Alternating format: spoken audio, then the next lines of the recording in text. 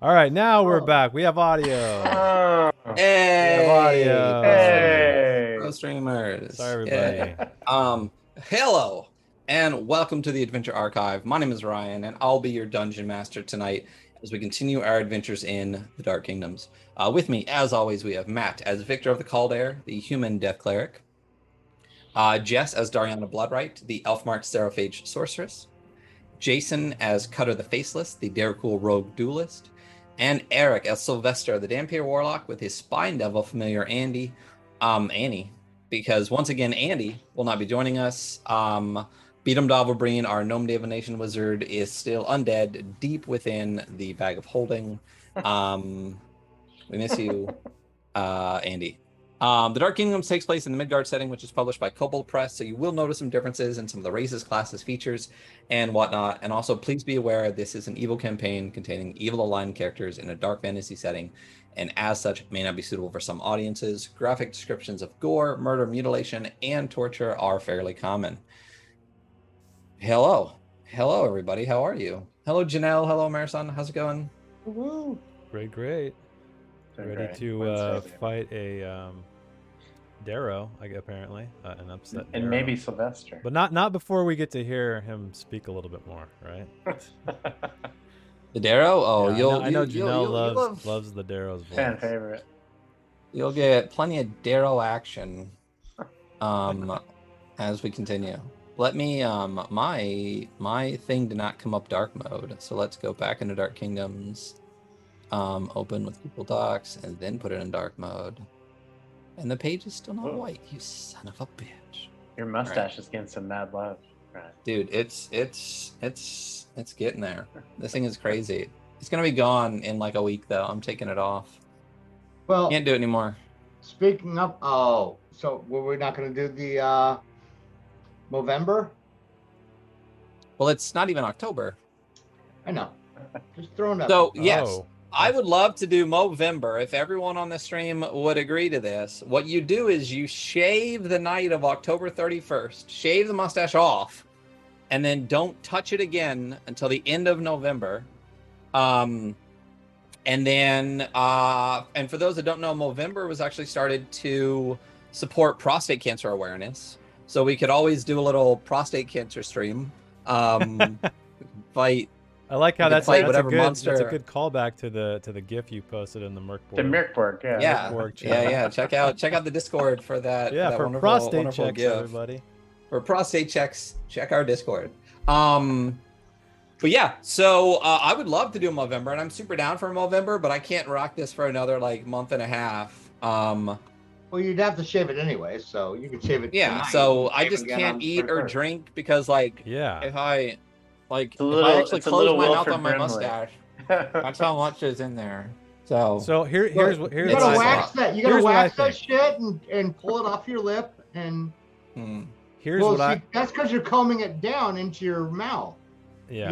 You gotta get some product and part it. I'll tell you. He has a comb. Get it out of your mouth. Oh, I have a folding comb. It's wonderful. Get a Kent comb for your mustaches, people. Here's the thing. I'll tell you what. I tried a lot of product the previous time. I had a handlebar mustache. The number one product for creating perfect handlebar mustaches is not wax. Wax is trash. It's gotta be glued. Hair glue is perfect. It's got an amazing hold. It's water soluble. For all you handlebar mustache aficionados out there, they sell little 1.25. Yeah, sponsor us. But I'll tell you, I almost bought a little tube, and if I do, maybe I'll get one and rock it once before I get rid of it. But it does the trick. It really works well. But all the waxes I tried, as soon as it starts getting a little warm, it all just like falls out, runs in your mouth. It's just So I have an idea. So you're gonna get the nacho cheese flavored gunk. There you go. I'll just get snacks. If we all do Movember, that means that at the end of the month, we need to run a Western one shot. Yeah, let's do Casket Lands. I have number 2. There you go. All right. There's a plan. All right. On it. Let's do it. Jess, you have to. Well, I'm just gonna get you a series of like fake. I'm gonna get a series of fake mustaches that you can just add on every pencil week. that shit in. Yeah. So is it soul patch, mustache? Like what are the rules exactly? So Can you have what stubble? counts? Can you have Just what counts is mustache. What counts is mustache. Everything else is a bonus. But what I will do for the month is keep everything shaved and just do a mustache for a month. Okay. Okay. Oh my god. Yeah. The standard Movember thing is all about the stash. It's the stash. Movember, Okay. not no shave November. Right. Movember. Movember. Yeah. It's a different. Yeah. Movember. There's a difference. So no soul patch All right. then, right? Just mustache only. At my local brewery, by the way, I do have a trophy. I have a trophy. They had their first Movember 4 or 5 years ago. Oh, you won it? I rocked it. We got a ringer. Let's do it. And I can clearly grow one as well. Well, the trick with it was it's not just about how good your stash is, it's money raised. Yeah. It's a donation thing. So you get people to sponsor you to grow your stash. Yeah. Like, you know, so let's donate $10 to your endeavor, and you know, so it's a money raised. Let's do Casket Lands as a charity. Charity will find whichever, if there's a local prostate cancer thing, or we'll find like the prostate cancer awareness group or something like that. We'll run at the end of October. No, end of November. We will run a Casket Lambs one shot. All the money goes towards prostate cancer awareness. Matt, you have to invest in this too. Everyone has to be a part of it. I love you guys. Like I will totally do it. I will pay the price though. I will tell you that. I was going to say the wife is not on board. The wife, but yeah, it's okay. See, the difference is my wife is a fucking creep, and she's like, "Please don't shave it. Please don't shave it. Please don't shave it." She's not here. I can say whatever I want. She doesn't want me. 1 month. But she loves just the giant mustache. Without my beard. If I shaved everything else and just had this huge thing, she would be so happy. Fucking oh weirdo. my gosh. I love you to death, but the Wilfred Brimley, baby. Yeah, we're getting there. But yeah, I mean, even now, if I wanted to do no wax, no nothing, check that out. There you go. Is that what you want? We got a sighting. Oh, Andy. Yeah, Andy will have to be. Hopefully, Andy's back by then because I've never seen it. She just texted. She heard me screaming, and she's like, "What's your wife not on board with?" She just texted me. Hold on. It doesn't matter, Andy. You got to do it. Yeah. Shaving. There we go. Growing a mustache. All right, there. That's as close a handlebar I can get with no product. Boom. All right. Matt, you have anyway, to read so her we're playing response. D&D. Huh? Yeah. You have to read her response.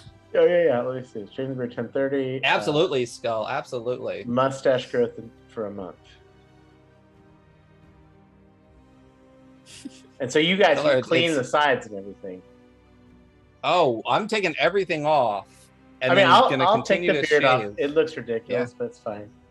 But then after the mustache starts coming in, do you take the beard off, or do you grow the whole thing out and then shave it to a mustache for the game? No, mustache only all month. Okay. I mean, dude. Actually, because I like to play with it. So, because if I'm doing this, I'm thinking handlebar. I'm thinking handlebar and then mutton chops. That should be a t-shirt. Right? Mutton chops, handlebar. What do you think? Yeah. Hey, yeah, rocket. But on the last day, for the one shot, it's mustaches. We have to have a poll for best mustache and everything. We're going hard on this. I'm gonna go full Tombstone. I'm gonna rewatch Tombstone and try to get there you go. Get it going. All right. It's on like it's on. So Dungeons and Dragons. Oh yeah, for those of you who thought you were here for Dungeons and Dragons. Psych. Mustache you were just here for the hour. mustache stream. Yeah. Why are you doing this to me? I hate you. Can you stop it, please? Not you. You're talking to the cat? I'm the cat is currently not here. Thank goodness. And if it would not be in my room. Oh, piece of shit. Goddamn cat. Okay. Campaign stuff. Dark Kingdoms. We'll open up this. And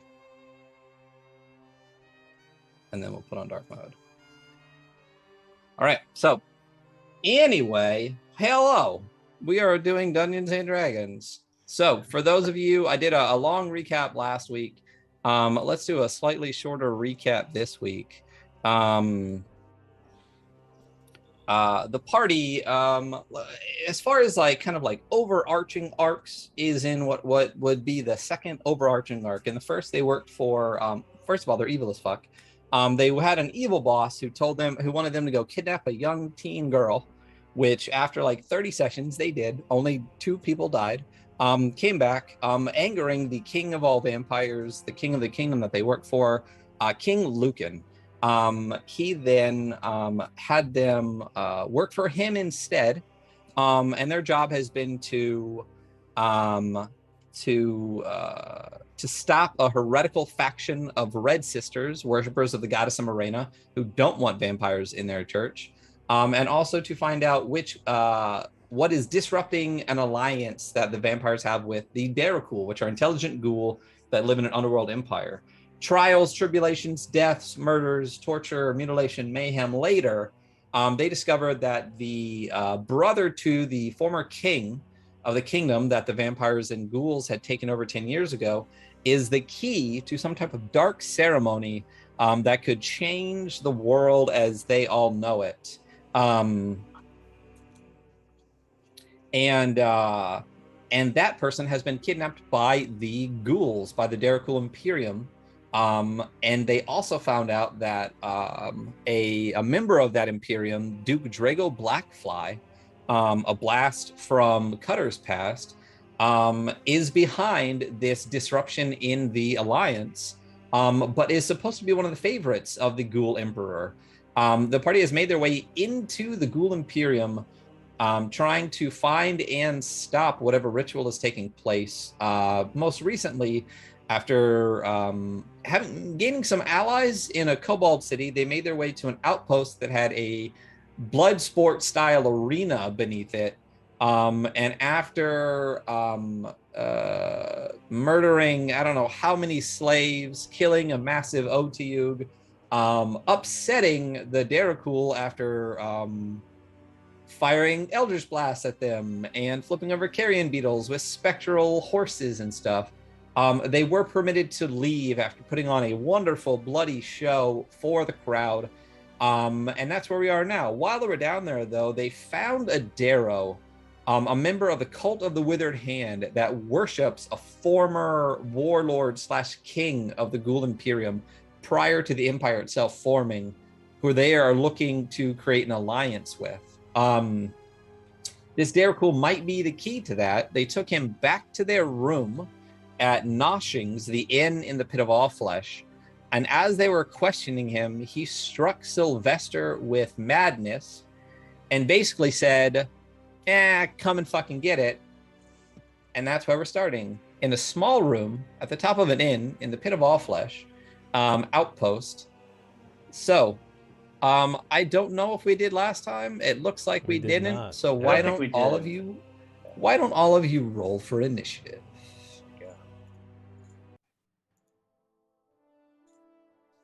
That's not bad on music. That was less impactful since I picked the wrong one.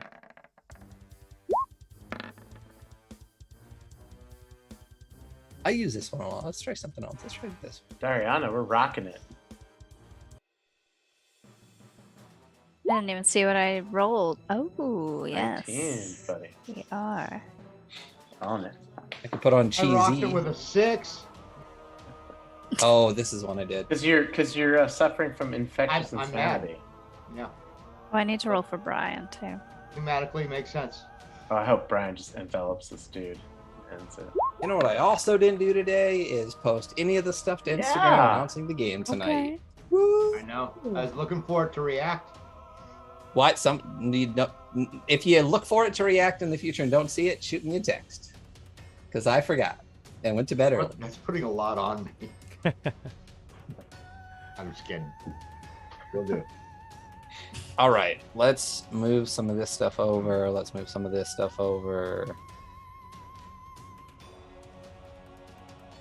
Give myself a little bit more.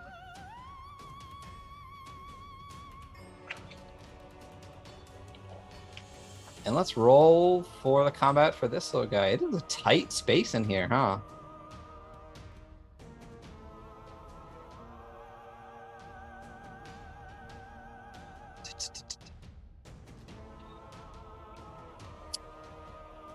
Let's find his stat block. There he is.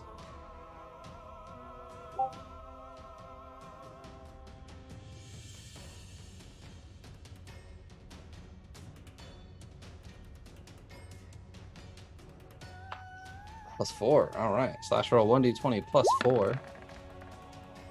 16. All right. So, as combat started, Sylvester, you had been struck by his infectious insanity. You failed your saving throw. You are under the effects of a confusion spell. So at the start of each of your turns, you have to do the effects of the confusion spell. And then at the end of your turn, you can try to succeed on a save to stop that effect. Putting in descending order, Victor. As this creature, cast out, and I believe the last thing you said was meh. What are you doing? So I see him attack my guy Sylvester. Sylvester looks like he's losing a little bit. I'm assuming that the Darrow is still, like, we're all kind of damaged from the pit, like whatever damage we took, we're still kind of feeling it. So I'm gonna go ahead and point at him. I can see him in range. The sound of dolorous bells are going to fill the air around him, which he'll probably love. He needs to do a wisdom saving throw, or he's going to take a lot of damage, like 3d12.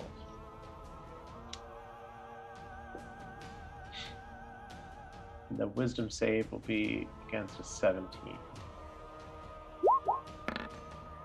Okay. He fails. Yeah. Cool. So here we go.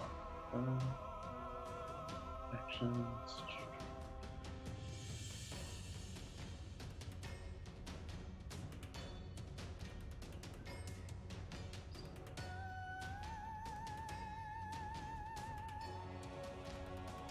I'm sorry, there's so many things.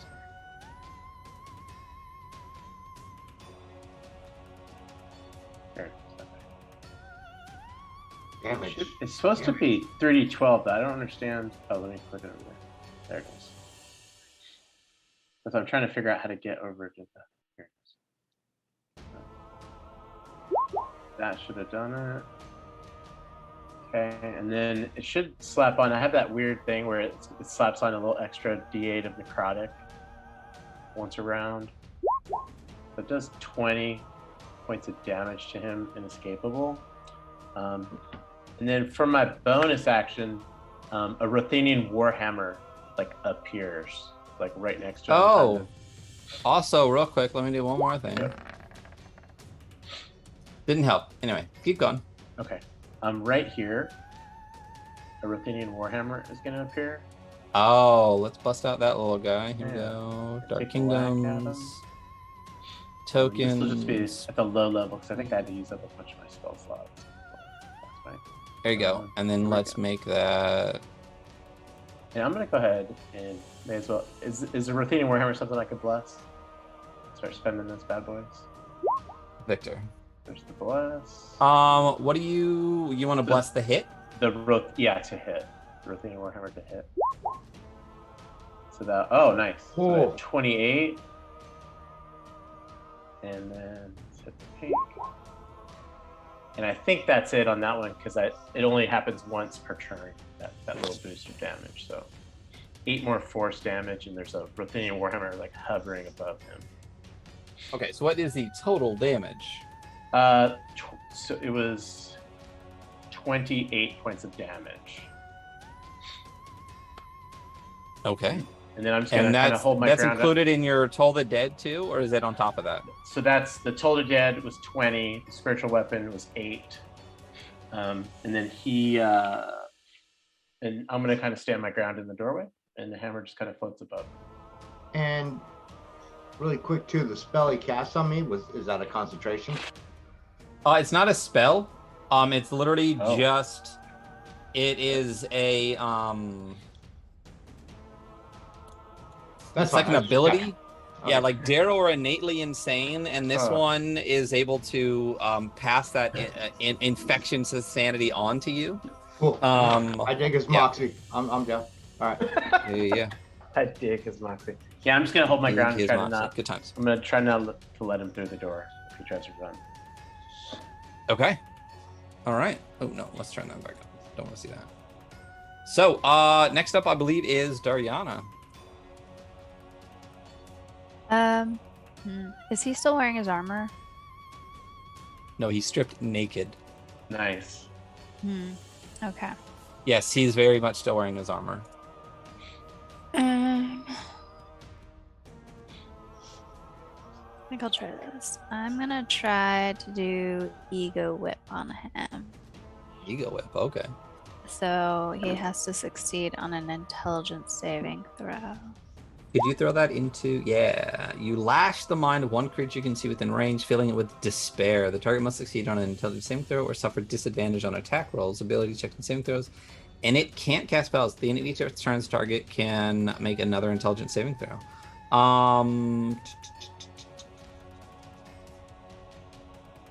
I don't think this is charmed or frightened. You're causing despair on me. So let's... What's my intelligence? Oh, cool.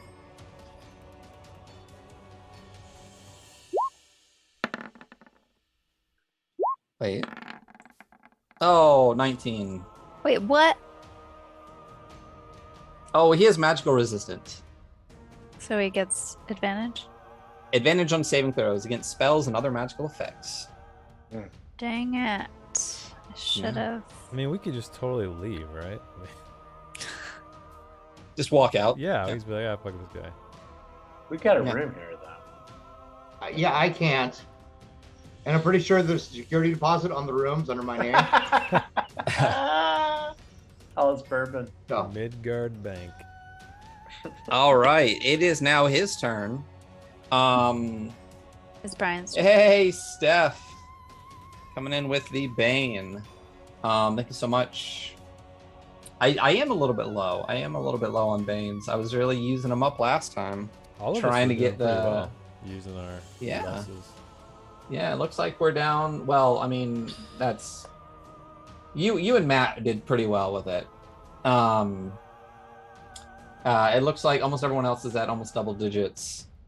Did someone say Bane? And another one. Another one. Steph coming in with the Thrub Love bit tier emote. So, thank you, Steph. And check out the Guild of Troll. They're starting a new Witchlight campaign session 0 tomorrow at 7 Eastern time. So, what was I doing with my life? I think Here it's we go. Brian's turn. Did you even roll for Brian? Yeah, he also got a 19. Did you? Yeah, I roll. Look, scroll up. I see 19. Dariana 19. I see 19. Dariana 19. You son of a bitch. All right, add him. Add turn. Nice. Okay.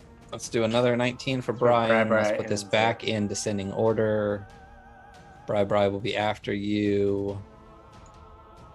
And you're after Victor. So we are on Brian. All right. So Brian, what has Brian done? Let's see. I think he's going to try. He'll do his multi-slam attack, actually. Yeah. No, he's going to try Blood Drain. So he has to make a Constitution saving throw. This is not a magical ability or effect.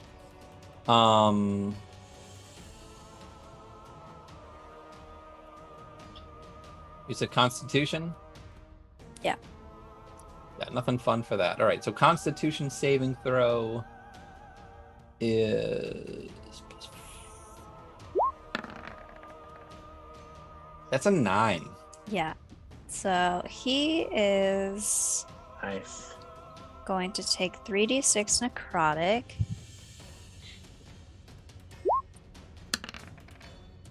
I could probably do this an easier way. Just roll 3d6 instead of d6 3 times. You know, suspense.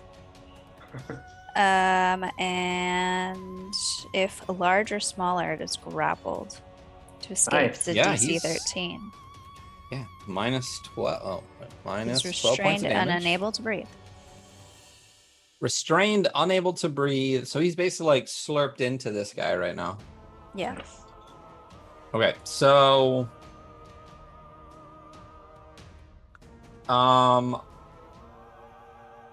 the struggle cuddle. Let's.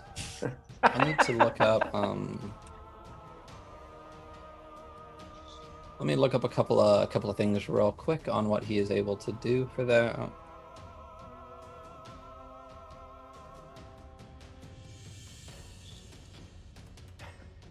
Can't do that.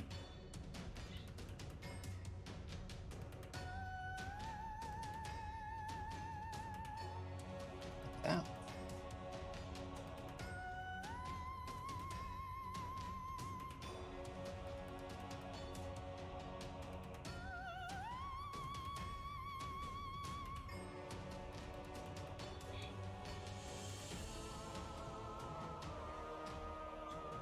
Can't do that.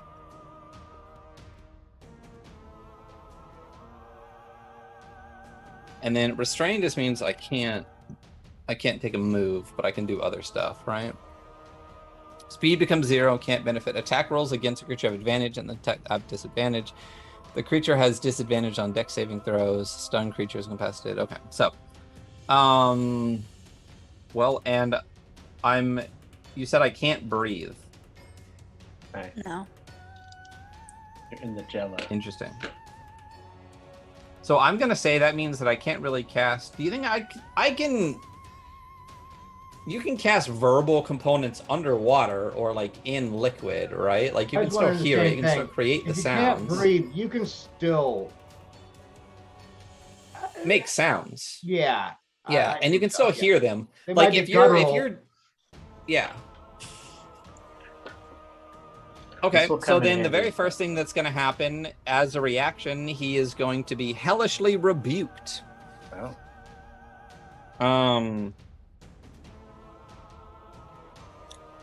So Brian needs to make a dexterity saving throw, Okay. Come on, Brian. and I'm going to bane it. Blood. I'll bless it. Um, Roll my bane roll. do you like have save numbers? If he doesn't have a save number, just use his dex score. Okay, so just I'll add one. That's nice that Brian has +1 dexterity. So 11, and then I'm gonna bless it. There we go. Oh, so you got 13. 13. And this creature's...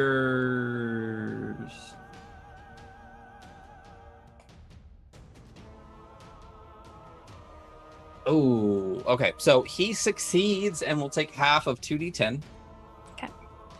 Oh, I didn't roll the. Yeah, I did. Never mind. Dang. Okay. So 7 points of damage as this flame kind of erupts across his back as he just kind of like the Darrow into him.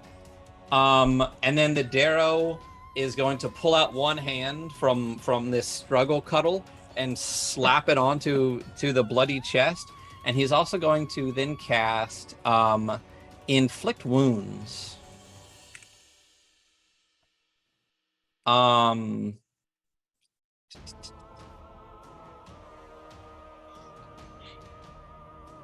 And he's going to cast that at...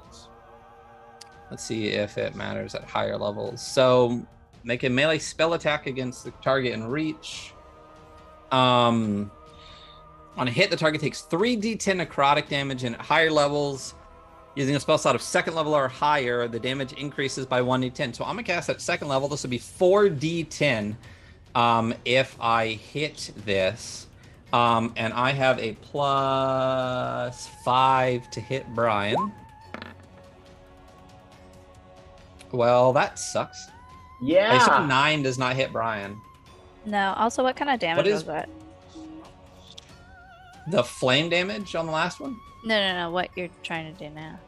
Oh, necrotic. Yeah, he's immune. Oh, so it doesn't matter if I hit or not. But this guy struggling does not know that. He's also resistant to fire. Okay, so half of 7, so he only took 3 damage. And just poor turn overall for my guy here. And you said I get to do, at the end of each turn, I can roll to get out of the restraint? Yes, I believe so. All right. Let me put him in an actual square. And then what's the DC to get out of that? The restrain? 13. All right. So let me look at. Good times. Oh, yes. Overall poor time for my man here. Gorlia. Just general. Yeah, I was just gonna look up the name Gorlu.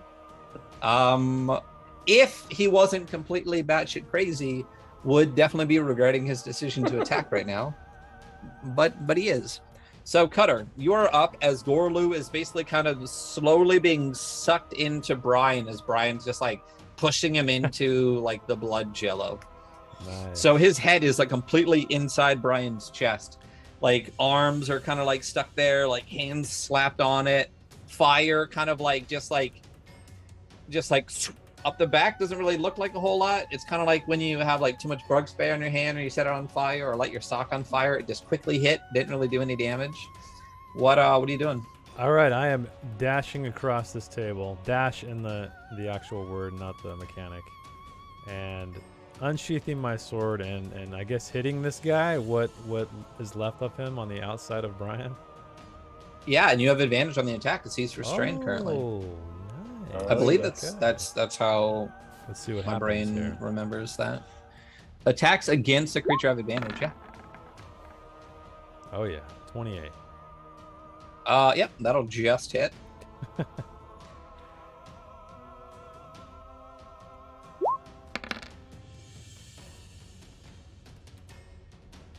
So 11. Yeah, 11. Slap him in the There you go. ass with the flat of my blade, basically, I guess. There you go. And then confusion to start the round for Sylvester. You've never done that, Jess? Done what? Like sprayed a bunch of bug spray or something and then like lit it on fire? It's alcohol content. Oh yeah. Anyway. Yeah, or WD-40. Yeah. All right, I'm alone here. She's not a boy. She's not a little... Teen boys, I was gonna say. Yeah. We made each other bleed and set stuff on fire all the time. Bloody knuckles, man. Random side story. When I was a waiter at one restaurant, we used to open up staples and just like whip each other with staplers and be like plucking staples out of ourselves all the time. I'm really glad I had a tetanus shot. Do we want to know what restaurant this was? Oh, it's not in this state, so it doesn't Okay. matter. All right. Sylvester, could you roll me a D10, please? I can. Oh yeah, hairspray. There you go. 10. 9. 9. Uh-oh. You get to act and move normally. Oh. So Oh, sweet. through your insanity, you have a moment of clarity. But you also see this creature after he gets slashed by Cutter pull the two hands like at a Brian and start doing this behind his head. Okay. So, I know what that means, but I don't care. And so I want to, so I can kind of do whatever I want. Yeah, you can act normally for this turn and then try to Okay. say it at the end. Okay, so I'm going to, I'm going to run up to him. What is this? Okay. And grab him in the head and plant a big old kiss on him. And I'm casting Heartache. Okay, are you gonna kiss the back of his head? His head is actually like inside Brian. Oh, sure. You're just gonna grab him by the hair and like pull the head out, and you just like kiss his like Jello blood mouth. All right, I'm down. Yeah, lay a smacker on him. So there it is. So he has to make. I want to just point out, because I know this is new to all of us. All of the bad guys have a health bar now. Yeah. It's a little red bar underneath them. Okay. I can't see it. Yeah, I don't see it on this guy. I did see it on the big guy. It's very it's hard to see because it's so small right now. That's okay. If you zoom in right at the top of that green curtain, it's a sliver. Right. There's a little sliver of red. It's right there. Just so I just want you to be aware. It's part of the I'm aware. This is still the okay. All right. So you grab his hair, pull his head outside of Brian, plant a kiss on him. Yep. And then what does he have to do? What does he have to roll for? He has to make a charisma saving throw. So he gets advantage on that, and he has a +2. One more. Fails.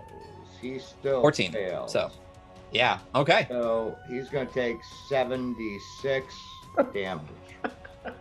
It might be more. Yeah, we can roll to see what the number is, but it super doesn't matter. I always love this because it reminds me of Janelle. So he takes. Oh, because we killed her. Yeah. with that spell. With this spell. It's her spell. Yeah. Sorry. That was before she ever came onto the stream at all. We killed her and Tracy as nice little people in a house, and you guys like feasted on them. Yeah. And actually, it should have been 8d6, but. Yeah, no, he super dead. Super dead. As he's still kind of like stuck in Brian, like partially like absorbed into him, and you pull his head back and plant a kiss on him. After not just the blood of Brian that he spits up, it's his own blood too, just like kind of like coughs up out of his mouth and pours down his face. His heart basically at this point just explodes in his chest, and he's just like nah, and like lays back. Can't fall to the ground though because he's still like in Brian, so it's slowly like. That's okay. So I want to. His final word has to be. Leave his body in Brian and start cutting his head off. Yeah, sure. Right in your room in the inn where all of you are staying and sleeping, you start sawing his head off. The insanity, by the way, as he passes as well. Oh. Yeah, I'll still cut his head off. I was gonna say, so partway in, you're like, oh shit, like. Right. Yeah, all right. I'm already halfway done. Victor kind of gives him a pointer at like that spot right beneath the base of the skull, where you have to kind of get the knife in to. Right. Oh, thanks. And that was over pretty quick. That was like all around. So, not too much noise came from the room. Not any more than might be normal for a Derrickle room. You know that there are times where, there's always something happening. So you actually don't get checked on even or disturbed. You are upstairs, in your room. What would you like to do now? Sylvester, can you speak to him? Well, that's why I'm taking his head off. Bah. Beautiful.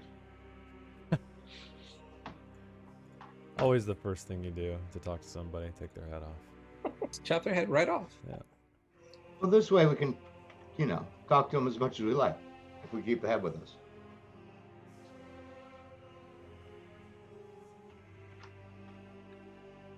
There you go. So, you finish chopping the head off. What would you like to do with it? And what are you doing in the room? Well, how messy is the room? It wasn't too bad until you started chopping someone's head off. And it got a little bit messy after that. You do happen to have what amounts to probably a blood vacuum cleaner. Runs like a Yeah, That's Brian what cleans I it was gonna up. say. I was gonna say, can Brian start slurping? At least a That's why I blood left the sponge, body yeah. in Brian, because he. Well, first of all, I thought he was taking damage, but he didn't really. But I wanted to make sure he was fed. Yeah. So, I mean, Brian can kind of like, hoover up the area a little bit, just kind of like move over it and absorb most of the blood. And if you just want to basically stick the body into Brian, you'll end up, slurping out all the juices. Yeah. So basically, all that drops out, when he's done is the armor and just flesh wrapped tightly around bones. I mean, even the eyes are just little raisins because the fluid in those is like slurped out by Brian. So yeah, you basically have what amounts to an incredibly emaciated skeleton wrapped in darrow flesh. And you also get this darrow armor that has this Cult of the Withered Hand symbol on it, on this breastplate that he had, and then just a regular. Let me see exactly what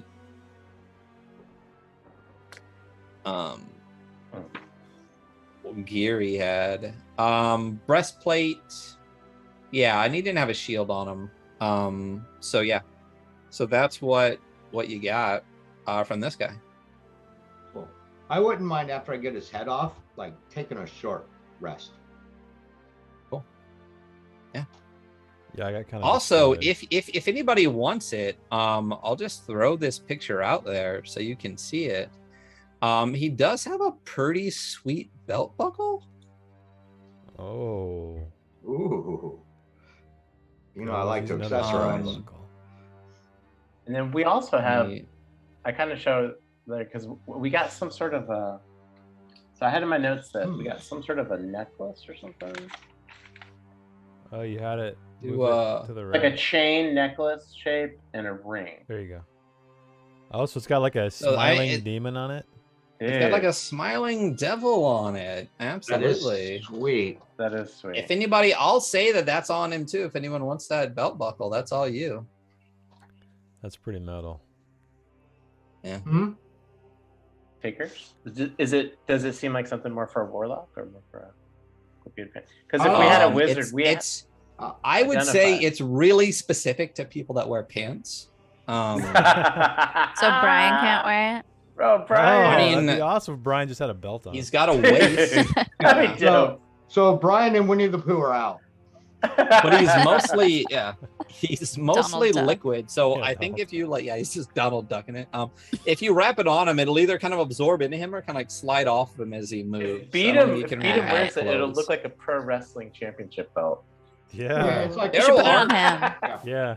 Darrow are kind of small, so the belt itself would be pretty small. Maybe Doriana would be thin enough to to wear it. But other than that, I would say it's more beat-em sized. Skull's saying yes, belts can definitely be worn without pants.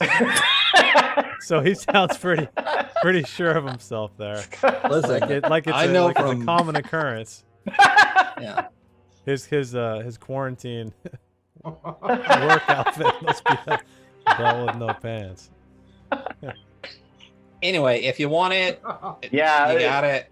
We want it. We want it. We'll figure out who wears it. We'll throw it in the bag for Beat him. Just throw it there with him. Does it give off any Okay, sort so of magical also aura at or some point we need to get the notes from Andy and figure out what's in the bag because you guys are. I've already said the bag is full. I tell you what, I'll put the belt buckle in like my little pouch thingy because it'll probably fit in there. I mean, it's like this thing is like deep Texas sized. It's it's a backpack. Yeah. Okay. Yeah. But And it's a then I'll Darrow, talk to so it's Andy. eh. Is Yeah. Andy still on here? So how big is a Darrow exactly? Like he's about 4 feet, 5 feet. So Darrow are basically like insane little dwarfs. So Okay, they're dwarf Ah. sized. So they're considered the low Like end half of metric, medium. dude. Yeah, a little bit more. Like yeah, a little bit like I think dwarves are still considered medium as far as I know. They're just like the high end of medium or the small end of medium. When we They're do eventually scouts, so rest, I would think they'd have big waist. I mean, but the Darrow are skinny and crazy. Dwarves Yeah. are stout. Darrow are a little. they're emaciated. I mean, you're a fit dude, Sylvester. You could probably rock it. Victor's definitely too big. It's a Too little. big. It'd be a little snug on him. Yeah. Thanks for joining We're saying- mustaches and belts. Right? So, anyway, you got a buckle. It's dope. Do with it what you will. What do you want to do now? Take a short rest. Yeah, That's what yeah. I want to do. That's I want right. to kick back. I'll just put his head up like on. Well, or do we need Yeah. a long rest? Like what? Do we have any I idea I what just time of day it is? a We short haven't done it in a while, personally. right? I'm more. concerned about I would myself, not my say damage. But it's in been, the has been a long scope- day. Yeah, in the scope of what you guys count as days, which at this point is basically your 24-hour cycle of your toe spell, it's about the end of the day. All right. Yeah, actually, yeah, that's Yeah. good. 'Cause I'm low on HP too. I just And I had realized here I that- took some damage. Damn. Before I we did too. killed him, he told us to take the tunnels to the north towards the Sulphur Sea. Right. So probably a good idea would be to get all rested up and head. Yeah. So What else did he tell you? tell him what's his name. His name sent us. He had a person that he worked for named Orda. He said Orda is our leader. So he said we told him we're looking for the last king, and he said the tunnels to the north, take the tunnels to the north towards the Sulphur Sea, and then he said something that said Orda is our leader, ORDA. He said, and then he turned Sly crazy, infectious insanity. All right. So what are you doing? Long resting, I I'm down guess. Yeah, for a rest. rest. Yeah. Okay. You all, I mean, this is the room that you purchased. You have a decapitated, drained Darrow corpse. I assume you just chuck him in the corner of the room or something. Yeah. We got to figure out how to. I don't know if I've ever properly had dispose of Darrow, it. so I guess I'll just do my daily meal on him if there's anything left, unless he's like a husk. I don't know. He's basically a husk. I mean, Okay. Brian pulls the fluid even out of the muscles and stuff. Like You might be Darrow able to jerky? scrape off what amounts to jerky. Yeah. Well, I'll Little say I'll jerky, bet you could have a Darrow small jerky. meal of Hell yeah. Yeah, blood drained Darrow jerky. let's do it. Yeah.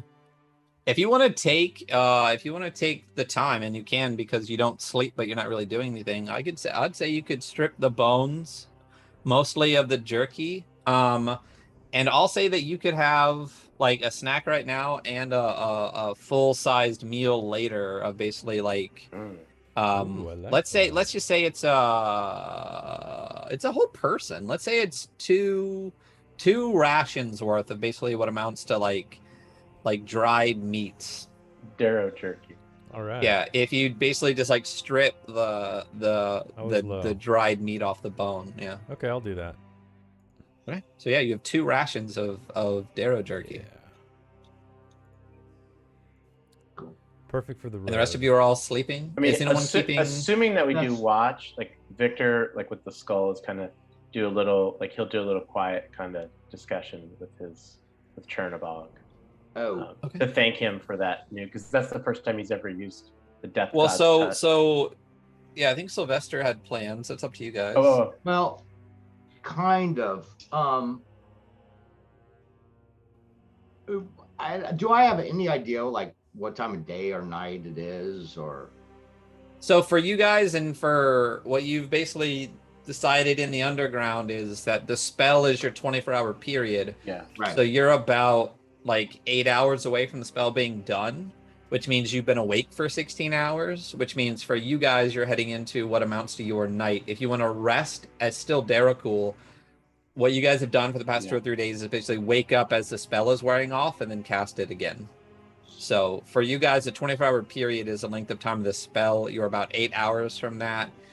So for you, it would be evening. It'd be like heading into, 10 p.m. and the spell's going to wear off at like 6 a.m., Okay. So essentially. Because it's not like Minzo Baranzan or something. There's not like a light pillar that gives a 24-hour. Like, it's pretty much just like always like night shift down here, and people are just have these sleep schedules. So we're approaching the end of that. So should we recast that before we go to sleep? And Well, you got about 8 up. hours. Yeah. Okay. So we'll at do it in least, the as I morning. said, what it seems like what you guys have been doing is doing it in the morning. So that actually lets you sleep overnight as Derakul, wake up, the spell wears off, you hit it again and start the day. Okay. Is what you guys did kind of on the trip from Lilifor back through the pillars up to the Pit of All Flesh. It was like a 2-3 day trip, and I believe that's what you guys did, because you killed a couple of those little kobolds, rested, hit it again in the morning, and kept going, was if I remember correctly. Okay. So I still say we set up a watch just because I'm paranoid. All right. I'm always watching, just a disadvantage, so whatever you Right. guys want to do. I'll take first. I'll go second. Okay. All right. Okay. So during mine though, because I don't think I've had Annie around. I want to bring her back.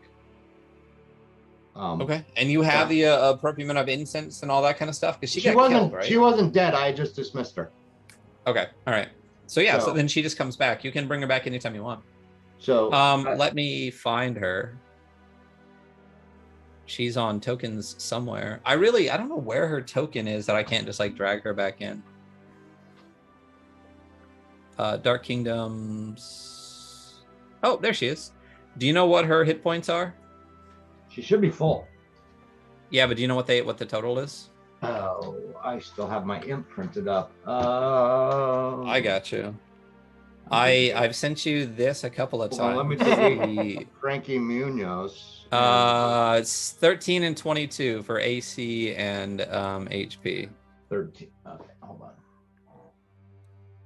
I'll fix her. 13, and then I'll give her a little health bar at the bottom too.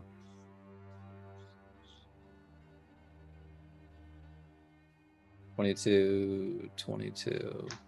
I'll actually put it. No, I'll put her in. 13, 22, 22. You can see and edit that.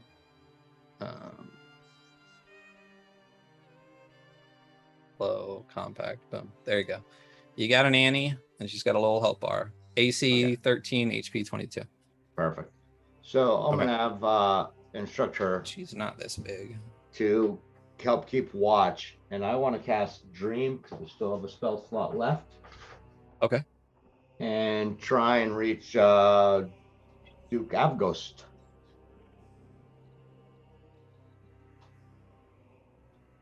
Interesting. So, can you cast Dream in here for me? Yeah. Spell.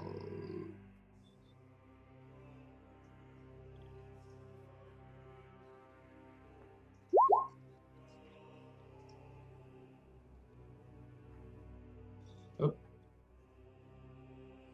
Did not show up.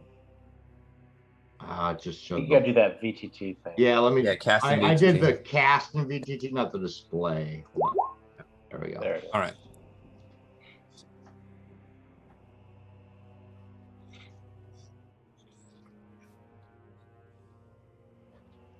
Such a cool spell.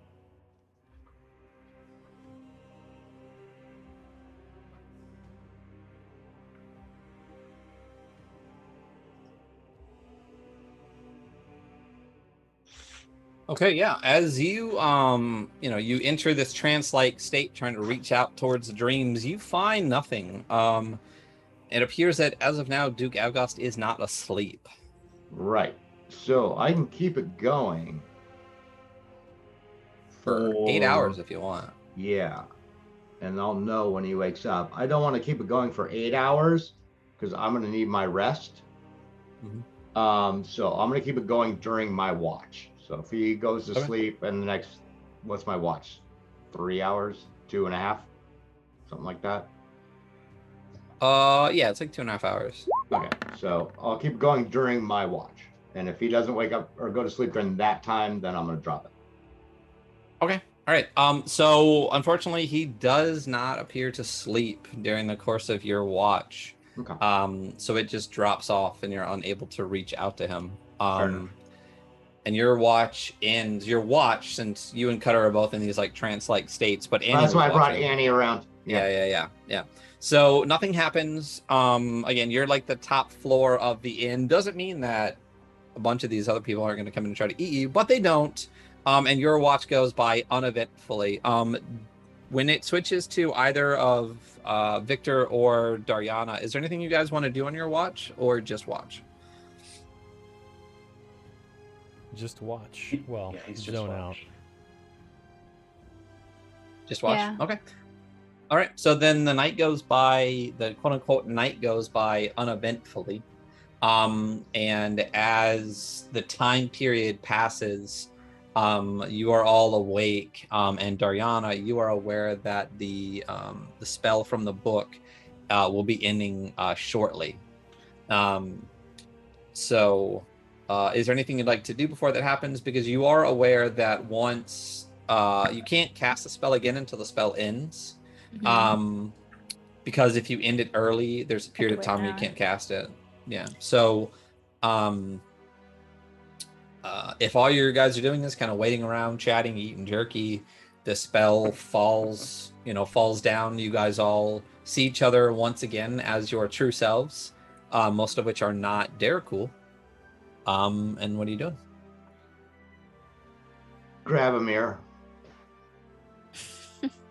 And revel in the fact that I'm not really a Daracool. There you go. Are you all ready?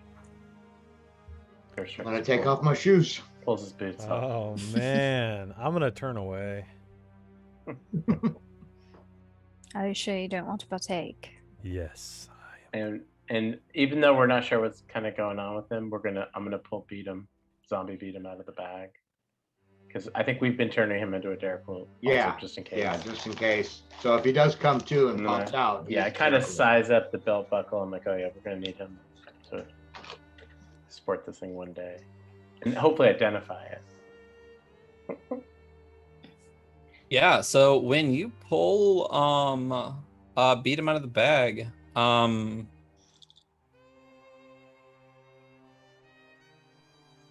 or at least attempt to pull beat him out of the bag. Uh-oh. You reach in, you imagine beat him, what you've been doing, and nothing comes into your hand. All right. Oh shit. Can I imagine undead beat him? See if that works. Yeah, as you imagine him in his undead mummified form and kind of reach into the bag as well, as Sylvester kind of comes up empty-handed, you reach in, you think of him like you would, like you need to do with any item. You also come up empty-handed. Sylvester, I bet that smart little fucker has figured a way out. So, my understanding of a bag is It's like extra dimensional. it's an extra dimensional space, but it's limited. So something in there could see everything else in there, right? No.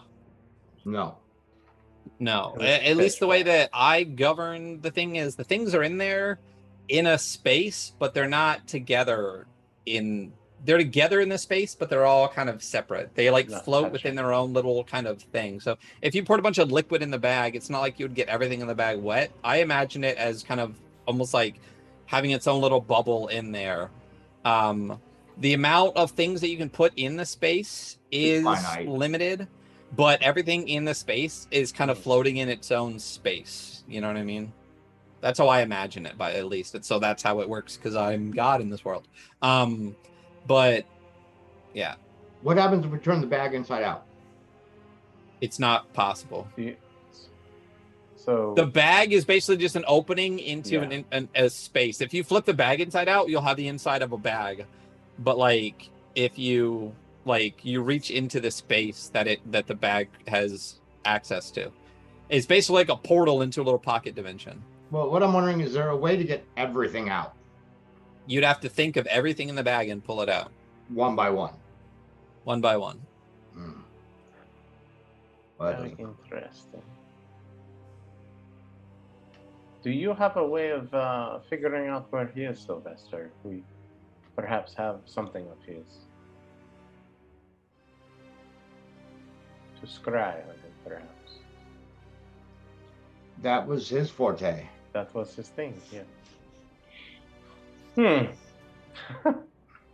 It's got very interesting.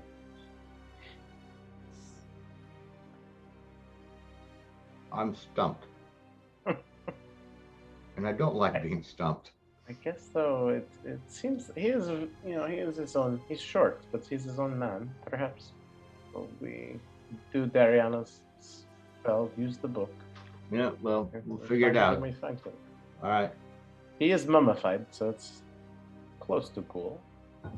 Closer than me or you.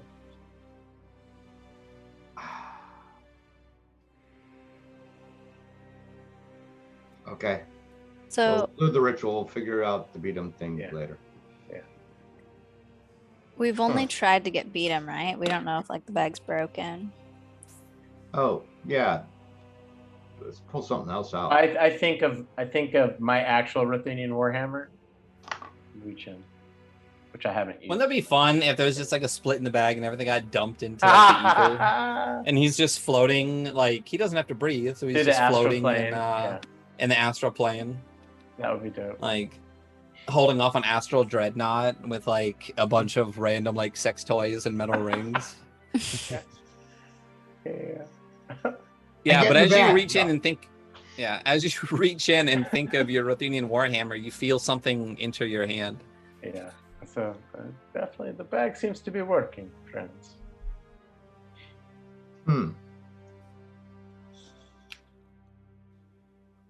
All right. Well, we'll dwell on that.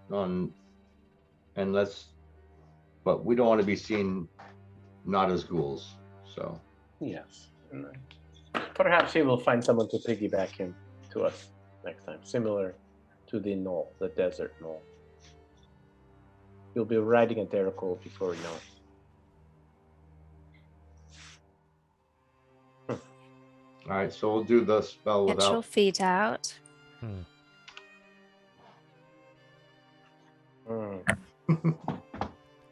This one's Toes for you, entwined.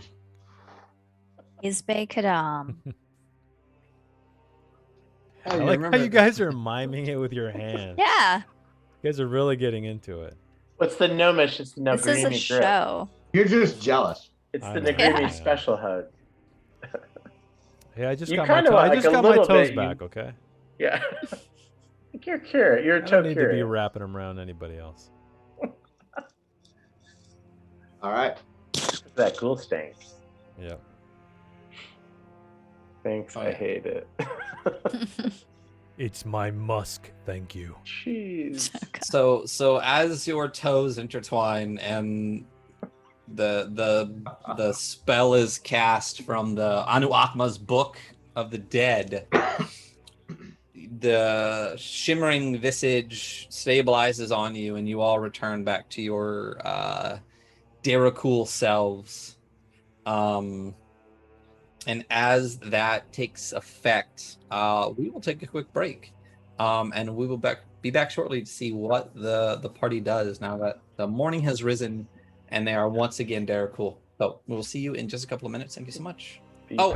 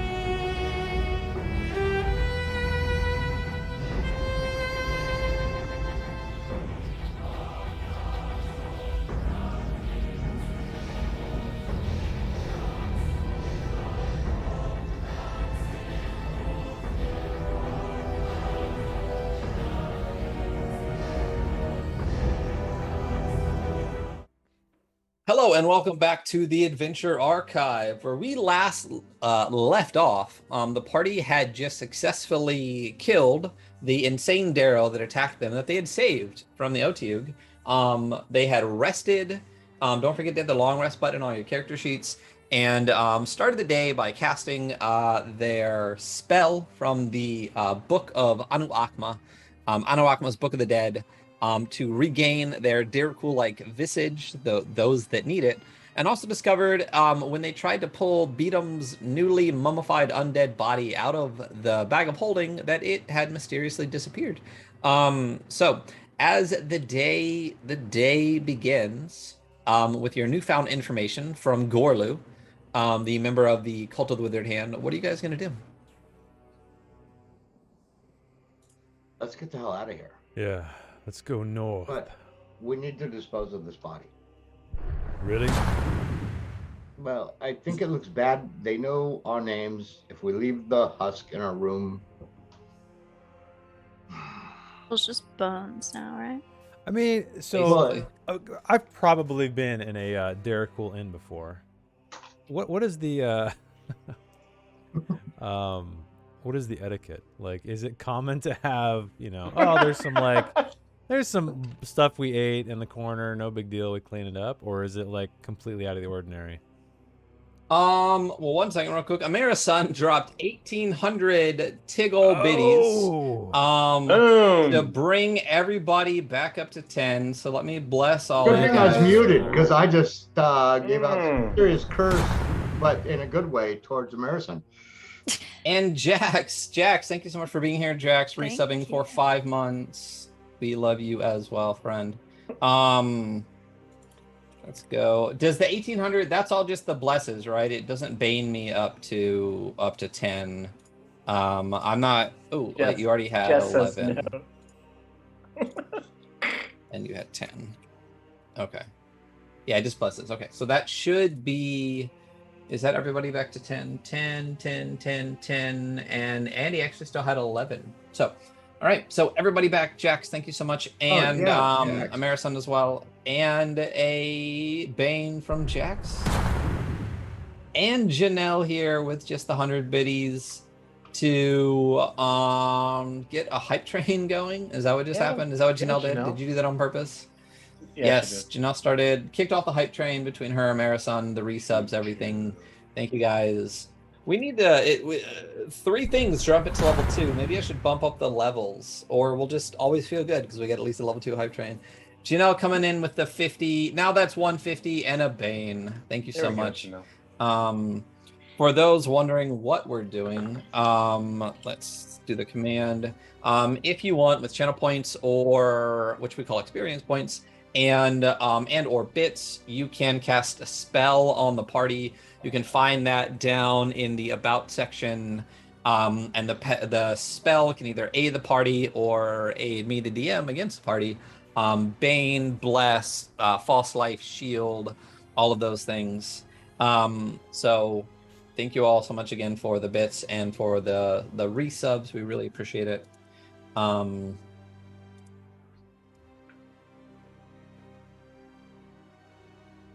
Yeah. Nice, Amerison. So, Skull coming in with 300 more bits. Where would you like that to go? Where would you like that to go, Skull? 2 more Banes for me. Oh, look at that, guys. Look at me getting my Banes back. This'll make things fun. Thank you so much, Skull. Appreciate that. Thank you guys all so much for the bits. So, newly, once again, made Diracool. What are you doing? Tariana, do you have a bit of magic that could possibly identify this necklace, this ring that we found? Like, basically just asking like if you have an identify spell. No, I'm wondering if Beatum's probably the only dude that had it. Okay. I don't.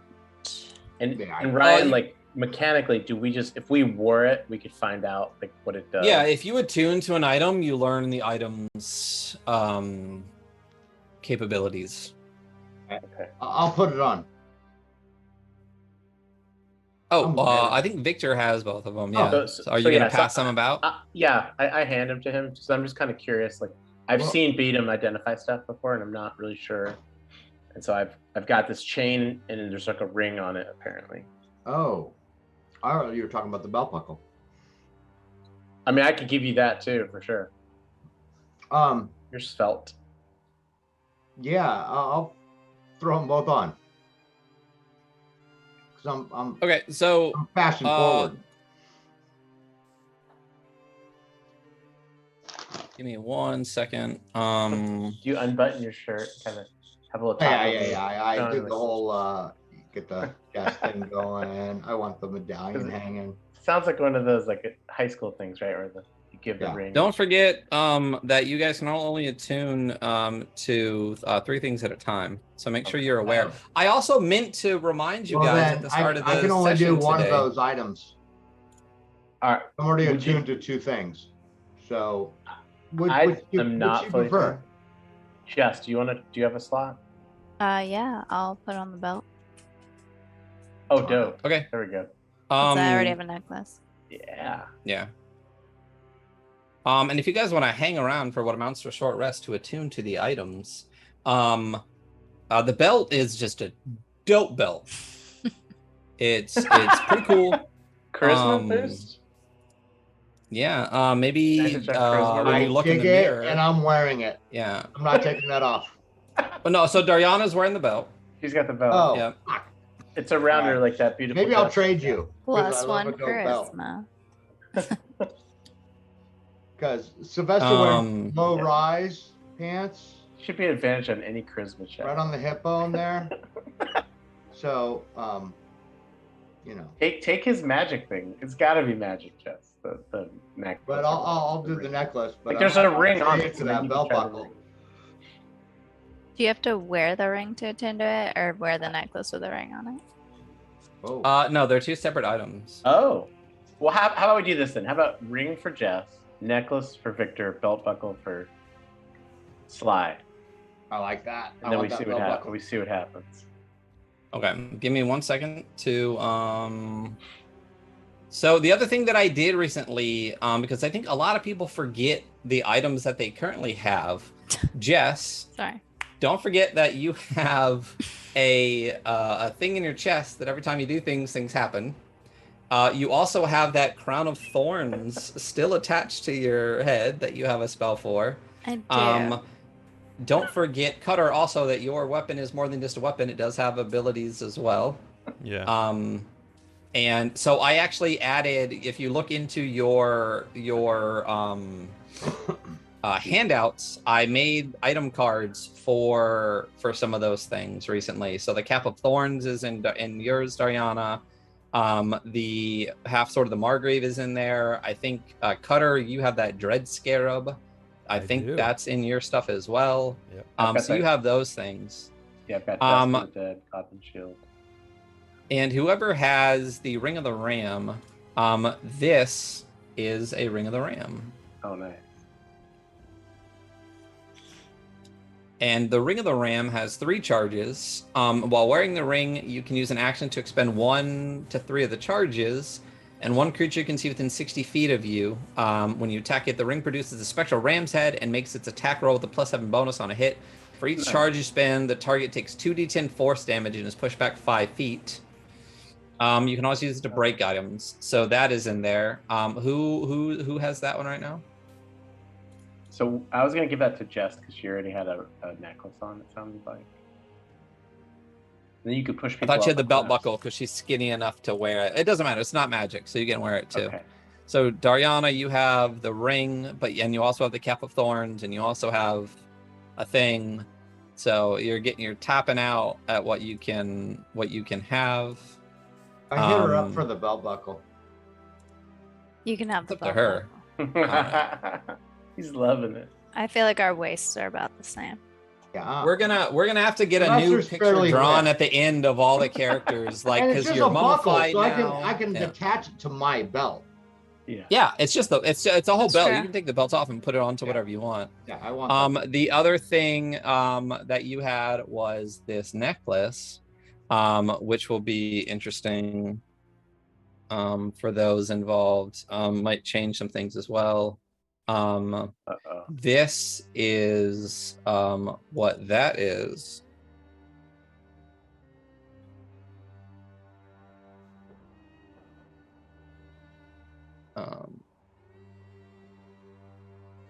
Just put the in the notes. And we'll show this to all of you guys. What it is a periactive health. You are immune to contracting any diseases while you wear this pendant, and if you are already infected with the disease, the effects of the disease are suppressed while you wear the pendant. The other thing about the periactive health is it does not require attunement. It's like a little Barbie doll hand holding a heart with faces. So the idea Barbie doll. Would it stop us from? Because like we're technically ghouls. Would it stop us from becoming ghouls with the toe thing? You're not technically any aspect of you. Oh, because we just seem like a ghoul. Yeah. Okay, but this would keep us maybe from the ghoul disease. If you get bit by one, yeah. Sweet. Okay. Okay. I think that benefits you. Yeah, because I'll be like and maybe the most Jeriana more than me or Cutter. Yeah. For sure. Well, Cutter. Yeah, if you guys don't mind, Victor will take that disease? because he tends to be closer. I'm not immune, but I have advantage against saves against disease. Sweet. So that is definitely not something I need. Well, and there's no attunement. That's great. Yeah. All right, so you pass out. So that means if one of you gets a disease and you slap the necklace on, you can cure the disease. That's great. So you pass that out. And again, I added, so if you guys know you have items that you don't have an item card for, let me know and I'll make sure you guys have all your item cards. But in your handouts, you should have that. It was on D&D and you can add, you can add Periaptive Health and Ring of the Ram into your equipment and then pick what you want to be attuned for all you people that have attuned items. Just so you are aware of what all you have. Yeah. So don't forget the items that you have and what you can use those things for. I know somebody has a Wand of the Web. Maybe that's Feedom, who already has web. Yeah, he's got web. It's awesome that he can cast the Wand of the Web. And then Spider-Man himself, with his own daily web spell that he's got now. All right, so getting back into it as you guys pass out these magic items, you guys decked out. What are you doing? Oh, so I'm gonna reach into the bag of holding. Mm-hmm. There are items I know we have that Beatum was kind of using, but I want to make sure we. He has them on his person. They're on his person still, but if they're in the bag, they could be in the bag. Okay, so I was curious about the water, Oh yeah, that's with him. I'm pretty sure that's like in his possessions, and so that was all part of him. Okay. Fuck. Yeah, it's not like that you're aware of. His naked body didn't slip out of the bag and leave everything behind, so I believe that was in his personal possessions. Yeah. All right. Yeah. That's the one thing I was curious about. Okay. Mini pretend shopping episode later. New items. What are we doing now? I think Sulphur Road. Yeah, going north. Okay. So as it's okay to leave the body in the room. Oh yeah, that's what you guys are doing. So cleanup is part of the inn. If you don't want to do that and leave it here, you know that there's at least a Beatum-sized amount of space in the bag now. Well, actually, what if we just, because it is just a husk, and I've got the head. We might need his armor, because didn't it have a hand on it? Yeah, let's keep the breastplate or whatever, and maybe chop up the rest, because we took the jerky portion, so there's not a lot left. There's not left. So like bones and what skin, I'll just go throw that in the trash can. Fuck it. Okay. Yep. The other thing I was saying was, that what's left of him would fit in the bag for now, and you could always chuck it once you leave the pit if you want. We'll do that. Okay. Because I can pray. I can use the bones and the skull for prayer. Okay. So you stuff the husk in the head in the bag for right now. It does fit. And you guys are heading towards you're heading towards the Sulphur Sea. which Not the Salton Sea. no. If we go back to the main map of what's going on, it's kind of bottom middle-ish. Oh, I got it. Jason? I'm just way zoomed. There we go. Or where are we? I forgot about this map. So we're at the pit of all Oh, flesh. yeah, we're way up here. there. And then we got to keep going to the north, Yeah. according to the husk, formerly known as Gorlu. Gorlu, Yeah, yeah. you guys basically leave this area and start making our way up these tunnels here. Okay. Heading towards, you don't know where, just the tunnels north of Pit of All Flesh, heading towards the Sulphur Sea, is all that you got from Gorlu. So Yeah, he works for Orda. yeah. So as you guys are heading through this area in the north, why don't you roll me an investigation check as you are kind of I don't want to say, just making your way through these tunnels, looking for whatever it is that Gorlo might have tried to lead you to. You want everybody? And just, it doesn't, well, I guess who was ever in the lead, not everyone, yeah, to just somebody in the front rolling investigation. That's horrid. I'll do it. Yeah. I'm gonna, you So know what I'm probably gonna your do too, tracker. because my investigation is terrible. I'm gonna bless it. Use one of the amazing blesses given to me by Emerson. Your perception's the one that can't be below like an 87, right? Right, correct. My investigation is not so hot, You got rocking it. as you can see. Yeah, got a 12. 12. Yeah. You were unable to find any sign of Oh shit. what you're looking for. Like, do we smell sulfur? Isn't it really smelly? No. Well, you're not quite sure where the Sulphur Sea is from here. But the fact that you have now traveled at least a day's journey and found nothing and don't smell sulfur and don't have not found any trace of anything makes you think that the Sulphur Sea is probably some distance away. So as you guys are exploring, you don't run into anybody today. Seems to be no traffic heading this way from the Pit of All Flesh for now. And you actually spend the entire day trying to make your way towards the Sulphur Sea, investigating the tunnels in this area, and are unable to find anything. And the day passes by. All right. I guess we'll make camp. Is it just more caverns and there's sort of these little side areas? Yeah, one of the things that you're seeing is a lot is these kind of little side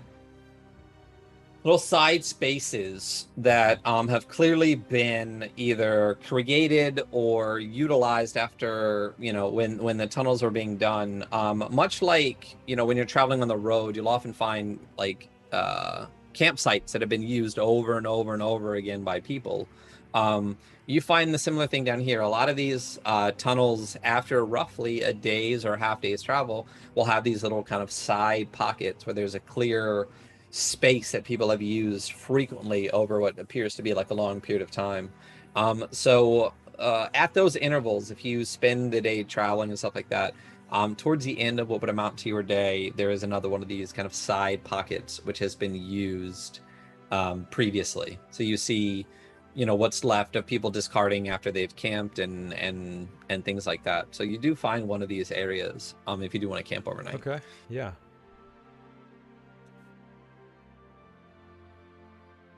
And can Sounds good. so Victor is pretty solid in survival. Like, if for the camping before we kind of go to sleep, can he kind of just make a survival check to make sure this seems like a safe space? So you want to see if this is a safe space.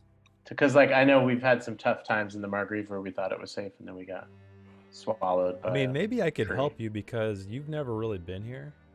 I've never been So I'm there. wondering if I contributed my. Yeah, why don't you knowledge roll to with some advantage, based on, Alright. Cutter kind of telling you what to look out for as you investigate all this. There we go. And I would hate to waste all those gorgeous blesses, so let's just go ham. There's that, There's some go hams in the chat. and then there's that. Oh, 11, Oh 11. shit. With +9, so it's a 2 and a 2. I rolled 3 2s somehow. Dang. That's awful. Okay. Wow. Sorry about that, guys. So 13. Thanks. Fuck. Thanks for those hams. Boy.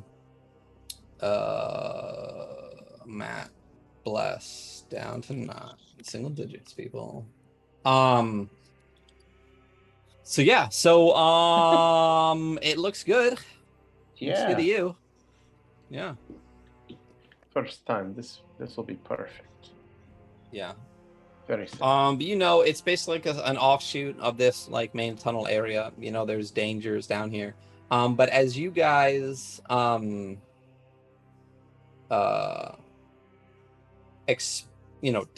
for the night, I assume you set up watches. The night actually goes by uneventfully. Is there anything that anyone wanted to do during the night? No. Yep. Oh, of course. What are we doing? So, first thing is, again, dream to try and reach Avghost, but just Okay. during the duration of my watch. Okay. During the duration of your watch, you once again do not seem to reach into his mind, and he does not appear to be asleep. Okay. So number 2 then is our spell about up? Yeah, the way you guys are basically doing this spell is you started in the morning. So when you go to bed at night, you have roughly 6 to 8 hours left on the spell, and you recast it in the morning once it wears off, because it's 24 hours. So every morning, it lasts until morning every morning, and you recast it every morning. So if you start your watch, by the end of your guys' long rests, the spell starts to end. Right. Okay. So what I want to do is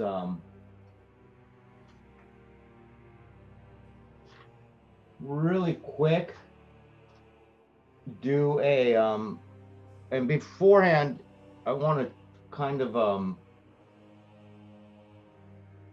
refresher on my notes are so jumbled. So we're trying to find Drago Blackfly, right? No. Your severe suspicion knows that he seems to be the one behind the kidnapping of Avghost, and he was the one that was in charge of that fortress that you guys came across. Right. Murdered everybody, set the town on fire, all that stuff. And who was I forgot the name. My notes I got like 4 different notepads. Who's the guy, the disposed king or the last king or whatever that we're supposed to be figuring out? Narrowsane. Okay. So what I want to do is pull out the head of our little Darrow friend. Okay. Gorlu. But I want to cast disguise self on myself to look exactly like him. Like Gorlu? Like Gorlu. Okay. He's crazy enough. Maybe this will work. Yeah. So, and I want to cast Speak with Dead. Okay. Why don't you roll me a deception check with advantage? All right.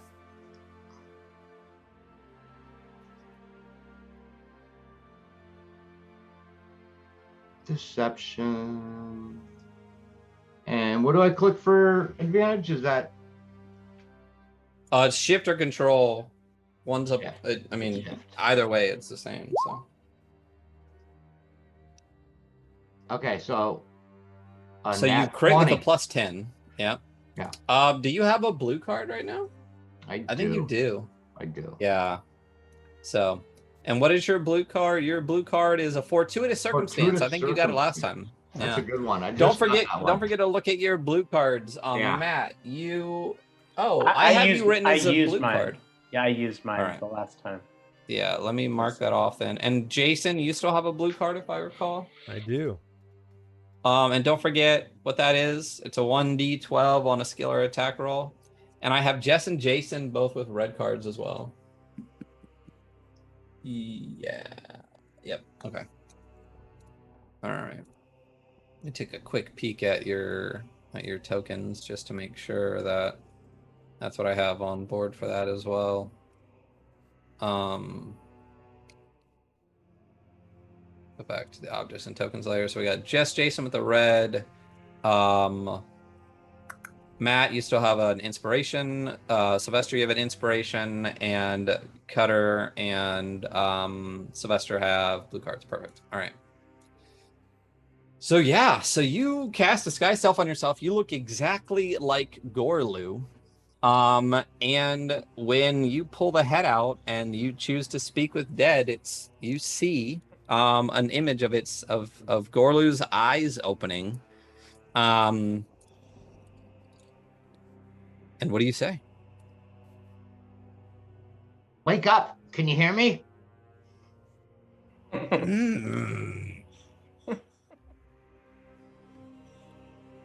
Quiet, me. Shut up, you. Me. No, you shut up, me. What do you want? Those people from the pit in our room are almost crazier than us. Me. You. I don't know about that. They want to kill Drago Blackfly. Who the fuck is Drago Blackfly? Some fucking Daracool asshole. Yeah, they're all assholes. But they're looking for Narrowseen.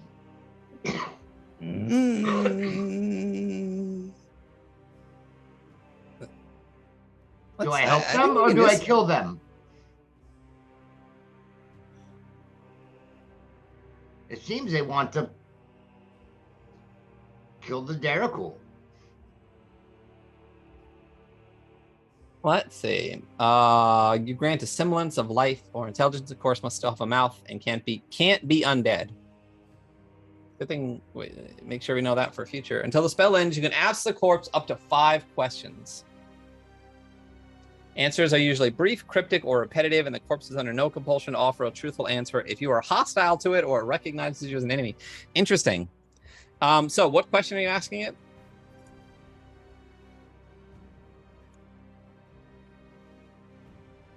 So what was the actual question? It's in chat. If I should help them or kill them. They're looking for Narrowseen.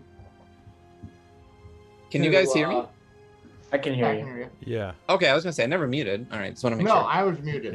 Eric. Oh, You said, what are you asking? Boom. I started answering you, and then I realized, oh shit, he can't hear anything I'm saying.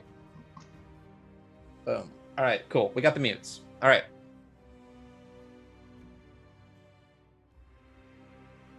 So yeah, my question was whether I should help them screw over the Daracool and find Narrowseen, or kill them. Gotcha. Well, both. I mean, that's what me would do. Me too. And you. Us.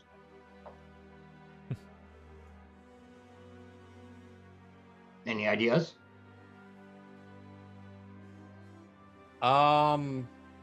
So with Speak with Dead, you can ask it 5 questions, not necessarily have a full conversation with it. Right. So that's the question: is do you have any ideas? Yeah. Yeah. Fucking kill them. All of them. Everybody. But I really want to kill the Daracool. So I think I should help them first. So how do I help them? How would I, you, us, help them. Help who? The ones from the pit in the room. The funny-looking ones that were Deracool, but maybe not. No, you could help them die. I plan on that, but I also want to help the Deracool. All the Deracool die.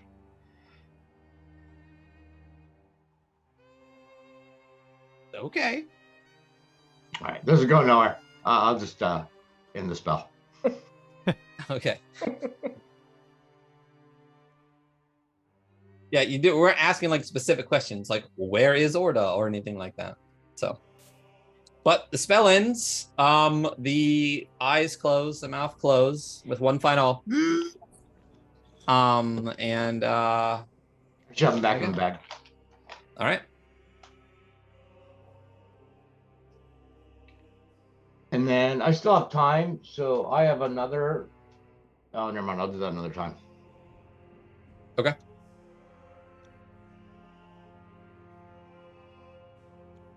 Anybody else want to do anything on their watch? Not me.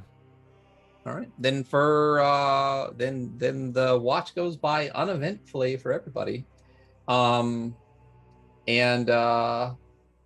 And the morning rises like that. Well, it doesn't. Your watch is all in, your rest all in, you're long rested, all your spells are back, everything is back. And you know that as you do every day, the book spell will end and you all gather together and lace your toes once more and become Deracool.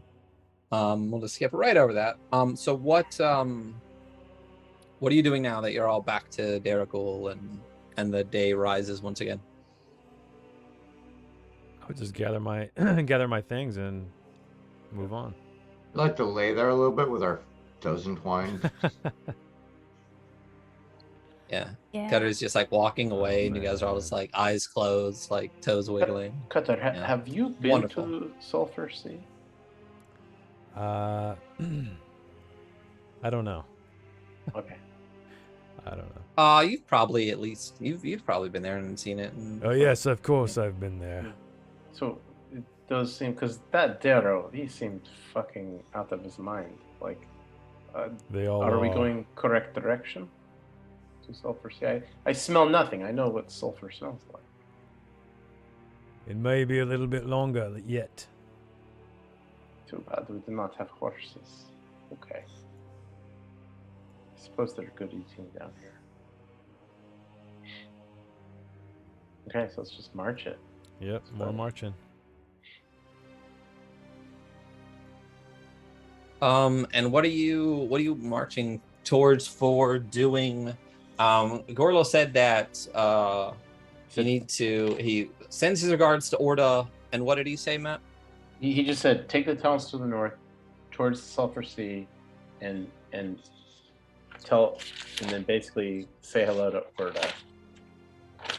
He said, Well, Orda is our. Tell him Gorlo sent you. Orda is our leader. Maniacally, which is a bad sign to say he sent us. But Yeah. So what he just to clarify specifically what he said, he didn't say take the tunnels north to the Sulphur Sea. Oh.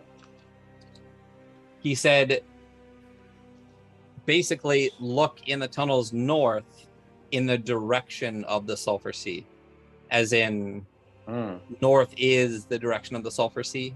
Yeah. So I just want to clarify what he was saying. He wasn't saying So we don't have to get all the way Sea. there, but so we should be looking for bugs then, because we do know that. We know that the bugs kind of lead us to Narrowsane. Okay. But are you looking for Narrowsane? I thought that's what we were supposed to do. Other people, yes. Because Narrowsane was the last. He was like the last king or whatever.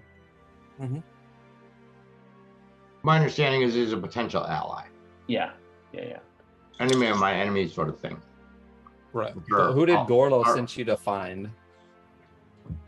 If he gave us a name, I did not write it down. You wrote it down and you said it like 18 times. Are you talking about Orda? ORDA? There you go. Okay. Orda. Orda. Okay.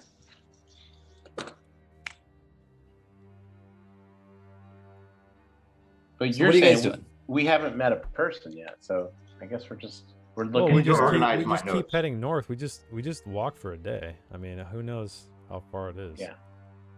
And I guess we're looking for people. We're looking for insects. And then Orda. So why don't you roll me an investigation check? Okay. All right, let's bless that bad boy. Oh.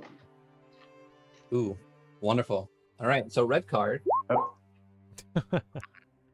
No, that was a one. Oh no. That was on Sorry, the the fourth. default. That was his That's bless. bless. So it's a 15 because So- for some reason advantage was switched on. I'm sorry about that. It was a 15. We'll go ahead and say 20. I assume as Okay. you're investigating, Cutter is Oh, also there we helping go. you out with his intent, Sure. Yeah. and his knowledge of the thing. So with a 20, which is exactly what you needed to actually find this, Nice. you are, after about halfway through the day, you stumble upon what appears to be this kind of which Indiana Jones movie is it where they have to walk across the bridge, but they have to Temple of Doom. Temple- like of commit Doom. to the image, but then when they walk Oh, across, no, they see that no, it's the actually a Holy bridge. Crusade. The last Crusade. Crusade. Last Yeah. Crusade. It's kind of like that situation where you walk past Leap of faith. this. Yeah, you walk past this just walls of tunnels that's continued to go for walls and tunnels and stuff like that, and you don't really notice it. But then Matt remembers something that Cutter said about the tunnels, about the walls, about the rock down here. That's just, it's off, and sometimes things aren't quite what they look like. And when you look back, you see the wall. There's this weird gap kind of in your perception where it's just like rock and rock, but the rocks looks different.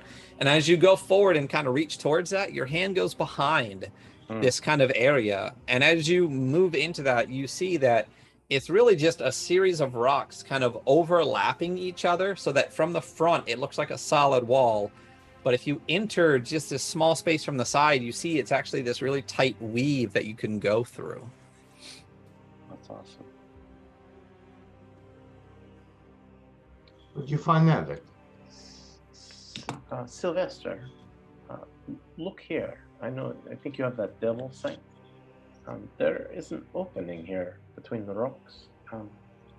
I do not know if Annie is much bigger than she used to be, isn't she? I'm not sure how to scout into here. So looking, how wide is the gap? It's wide But enough you- for you to kind of, especially Victor's probably the biggest of you now because Brian can kind of squish through spaces. If you sucked in, you'd be able to like kind of weave your way through this. I'll go ahead and as send you- Danny in. Okay. As you send Annie in, she kind of weaves through this, and when she, it kind of opens up farther into what appears to be this wider tunnel, and beyond, a good distance beyond, it looks like a cavern that opens up. But what stops her is there's a sign. It looks like a crudely made sign stuffed into the ground right in the middle of that tunnel, facing the direction you guys would enter it. Does the sign say? Do you have to look through her eyes? Are You're you going to muted? display that sign for us, yes? No. You'll imagine it in your mind. Leader of the mind. But the sign reads. I'll give you guys some space to look at in a second. It's actually written in common, Oh. Which is and rare it for appears that to kind be painted. Oh yeah, and it appears to be painted onto crudely and fresh, still dripping, in what appears to be feces and blood. Oh. It says, what I was "Welcome, hoping to say. worthy foes. Find the 3 hidden prizes and bring them to Orda to gain her favor. Try not to die."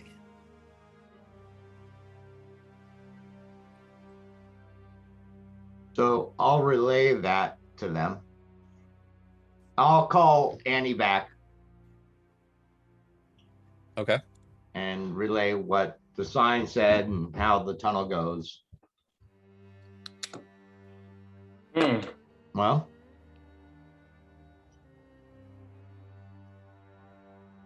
I mean, do we go?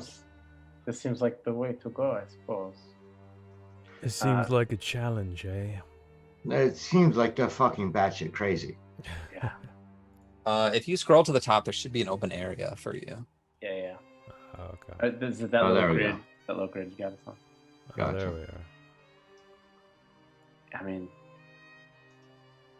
so if Brian can squeeze in there, Dariana, We can all go in. yeah, let's kind of follow Brian in, and Yeah, and you see basically in right here, basically, as you guys all enter the tunnel and head in, you see the sign in front of you. I can even just give you a little sign if you want one. a little Pimoji. You said it looked fresh, right? Fresh. Yeah, it feces? looks like it's not only fresh feces, but the sign itself seems to have been crudely like thrown together. You know, it's not rotted out. It literally looks like chunks of wood that were just like ripped off of something, hammered together just enough to keep it standing. And you see, what appears to be just shit and blood, and with like 2 fingers just like scraped on this sign. You don't know where the shit and blood would have mingled, but right here, that is the sign that you see. I want to look around on the ground and see if there's any sign of traffic. Is this sort of like roll me a survival check. Okay. And I'm gonna bless it, cause why not? And cause my survival's not hot. Nice.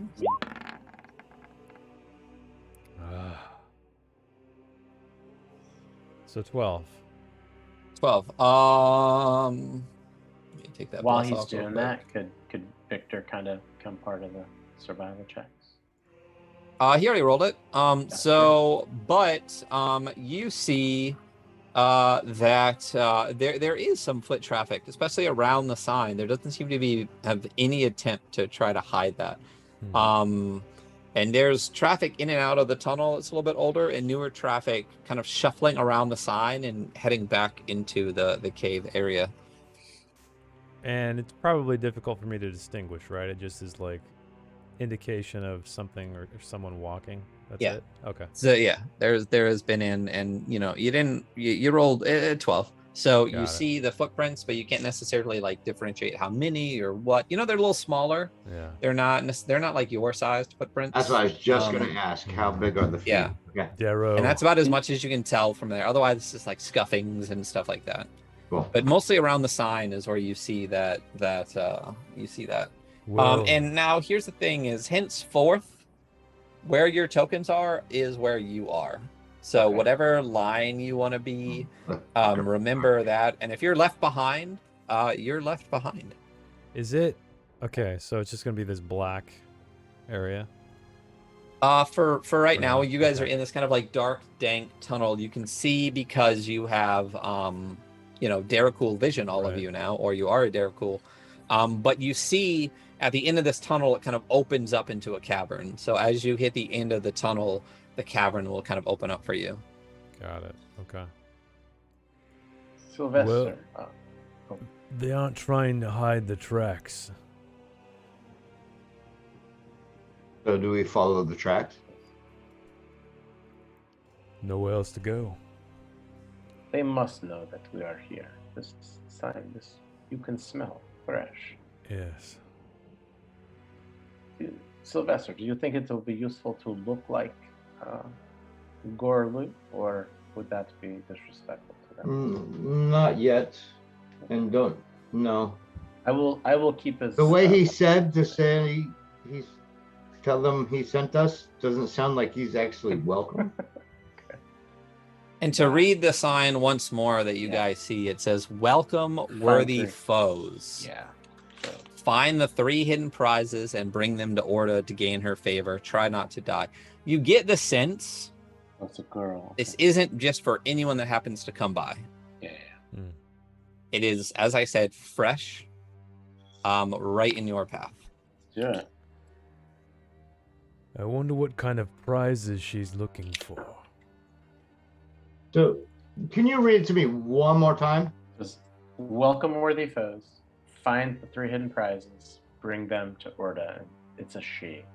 I thought it was a dude, but it's not a dude. Says, yeah, bring them to Orda to gain her favor. Try not to die. Yeah. So at the end, That part's I'm just gonna, out evident. I'm gonna cut my finger and just add a T to the very end. Try not to diet. Yeah. I mean, diet culture is not great. Just eat healthy all around. So, and is my sense that like it's the direction that's open in this like little weave is kind of forward. Yeah, it's behind the sign that the tunnel kind of narrows a bit and then opens into a large cavern. Beyond, you can see, actually this dim kind of purplish light actually beyond this dark tunnel as the cavern opens up. Qatar, are Dero known for setting traps, or can we move a little faster? Well, devious little bastards. Okay. We should be careful. Just making that up. I have no idea, but let's do it. All right, so I'm gonna. It sounds right to me. And I'm gonna. They're batshit fucking crazy. There we go. For absolutely sure. Okay, so I'm gonna You guys cautiously are well take the aware of lead. that at this point. I'm just moving forward past the sign. And you want us to move south, right? Yes, we're going? downward. Yeah. All right, so I'll just keep slowly. Let me know if you need a check or anything. Oh yeah, I would stop right there. Okay, yeah, because I ran into the fog of war. You ran into the fog. So as you enter, I can't move Annie. Let me give you permission real quick. She's not left behind. There we go. So as you kind of enter this space, this is what you see ahead of you. You see this kind of large open cavern. And to the sides, you see well-cultivated plots of fungi of various colors growing in this cave. Each of them give off this kind of dim phosphorescent light, so that the tunnel itself is kind of bathed in dim light at all times, and you can see a decent distance out ahead of you, with your what amounts to low light vision at this point. And this is what you see as you enter this cavern.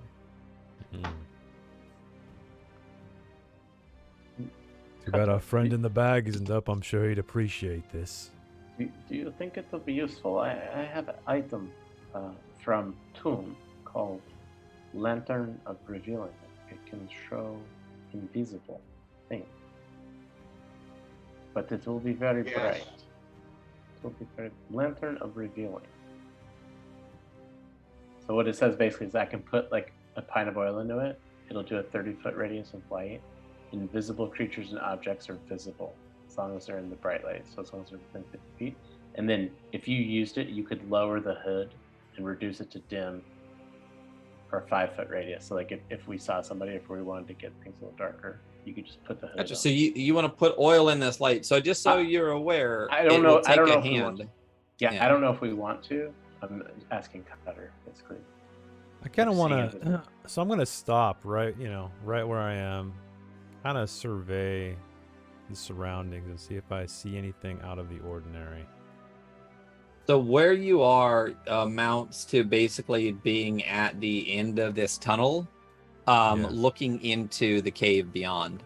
And you could roll an investigation check to kind of like peek around in the room, to see if you get anything weird. I mean, based on the sign and based on everything, you get the sense it's probably gonna get fucking weird. So yeah, you roll for it. Okay. Why not? I'm gonna, oh yeah, bless it. Perfect. 14. Yeah, what you see is basically what I told you. You see this kind of like wide open cavern area. You see a lot of these giant mushrooms. You see Track still? Traffic? it kind of scuffs off into just general what appears to be foot traffic. There's no specific individual track that you see.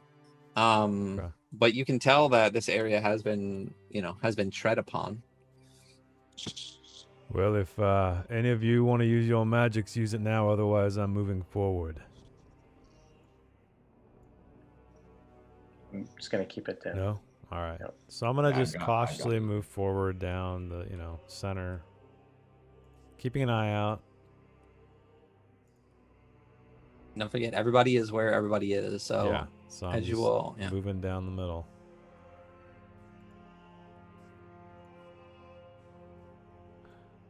And as you get about there, Uh-huh. you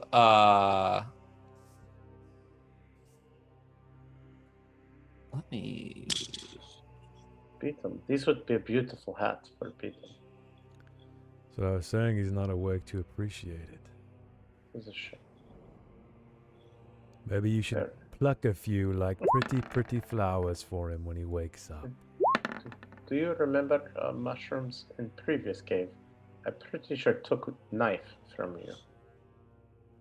Or from Dariana, perhaps. Uh-oh. What? and as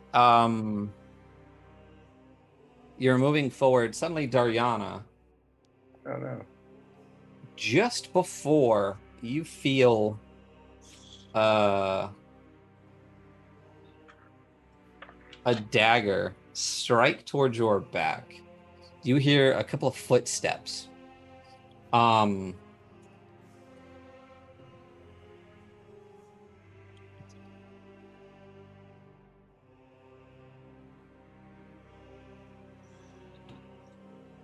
And this shit. loud scream behind you. All of you hear this. And when you turn around, this...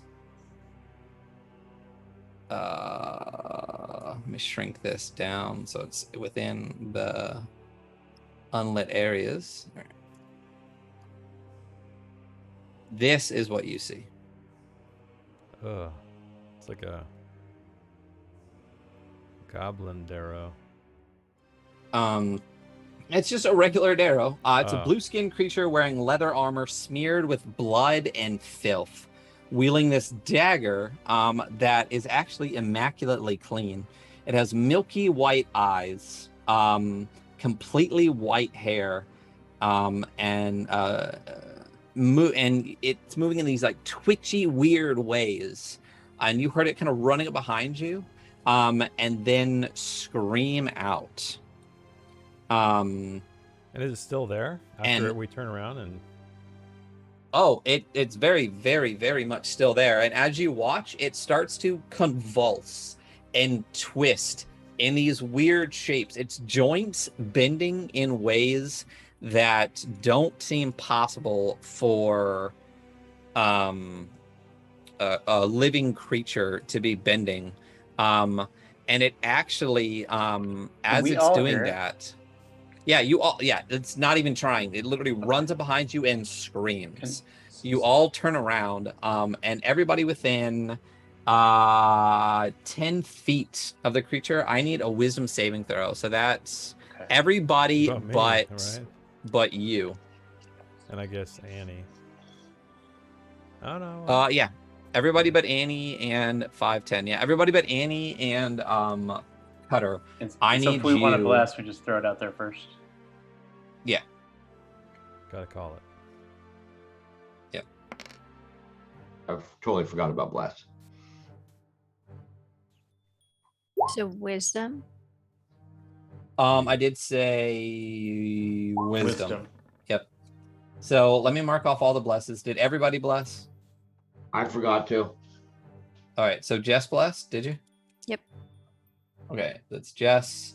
Jason didn't need to. Andy's not here. Wait, I gotta roll for Matt, Brian did you? too. I did. I got Did you 26. bless? I blessed Okay. with a 1 and I got 25. Gotcha. And then are you gonna bless Brian? Yeah. All right. I don't so think his Jess, intelligence is very good. so Jess, you're down again then for Brian. Okay. Okay, he got a 10. Okay. So what is everybody's? Plus my bless. Yeah. 12. So you got a total of 12 for Brian. What about you? I got 11. Wait, where the heck am I? Oh, 11, 14. You rolled a 3, yeah. 14. Sylvester, what did you get? Total. 10. 10. And then Victor, you rolled what total? Total 26. Total 26. So everybody except Victor, when you hear this scream behind you, and suddenly turn around, and this creature is flailing in these convulsions. When you watch the weird, like just insane movements of these creatures, drive you mad. The three of you, Brian, Dariana, and Sylvester, are struck with confusion once again. Heading there. Yeah. And Good I time. need everybody to roll me 1d10? initiative. Oh, initiative. Initiative. Oh, I gotta click on my token first. Yeah, I get.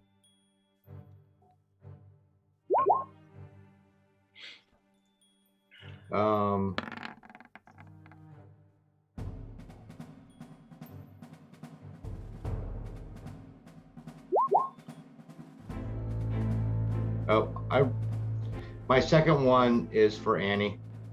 Sorry. No worries. Did I even clear everyone out from last time? Is this everybody's right ones? Yeah. 18, 19, 24, 14, 7. Oh, you did one for Annie. 7 for Okay, Annie. cool. It worked. It worked. Okay, cool. Yeah. Yeah, if you control her, you should be able to roll that. Yeah. I just wanted to Let make me sure I wasn't sure. roll. Yeah, let me roll his initiative really quick.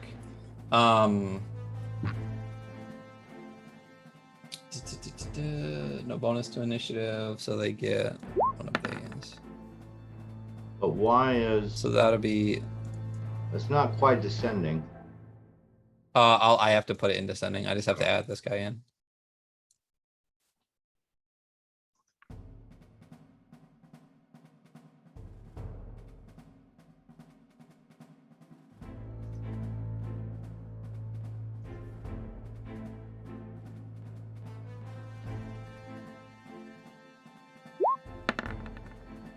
Music is good. I feel the tension building. Yeah.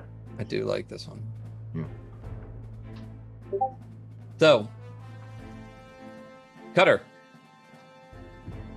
as this creature runs up behind you, striking many of your companions what appears to be insane, as they watch these convulsions behind you, you're unaffected. But you see them like grasping at their eyes or grasping at their ears and covering their faces. They clearly are affected by whatever this creature's like doing.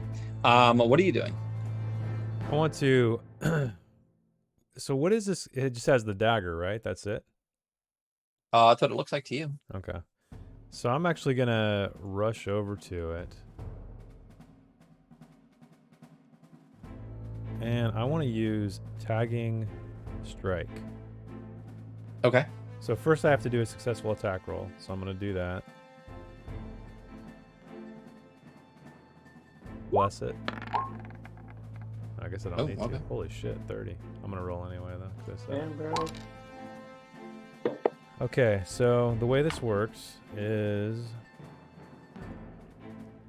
let me get back to it. When I attack a creature. I can spend 2 prowess points to impair your target by cutting a strap, injuring a joint, or dealing some. So basically, it's just doing one of those things, and then the target must make a successful Constitution saving throw, or have a disadvantage on the first attack roll or ability check it makes during the turn. Now, this effect persists until the creature makes a successful saving throw, or spends an entire action to end it. So like readjusting its gear, regaining its balance, whatever. Okay. So I guess I gotta roll damage first. I think. It doesn't say in To exchange, hit it. right? Yeah. Yeah. So I already hit it. My damage Yeah. will be 9. And then I'm gonna spend 2 prowess points. And so he has to make a 13 or higher Constitution saving throw. 20. God damn it. Alright, it doesn't work. So he just takes the damage. Hey. Ducky, thank you so much for the 7 months resub. How's it going, friend?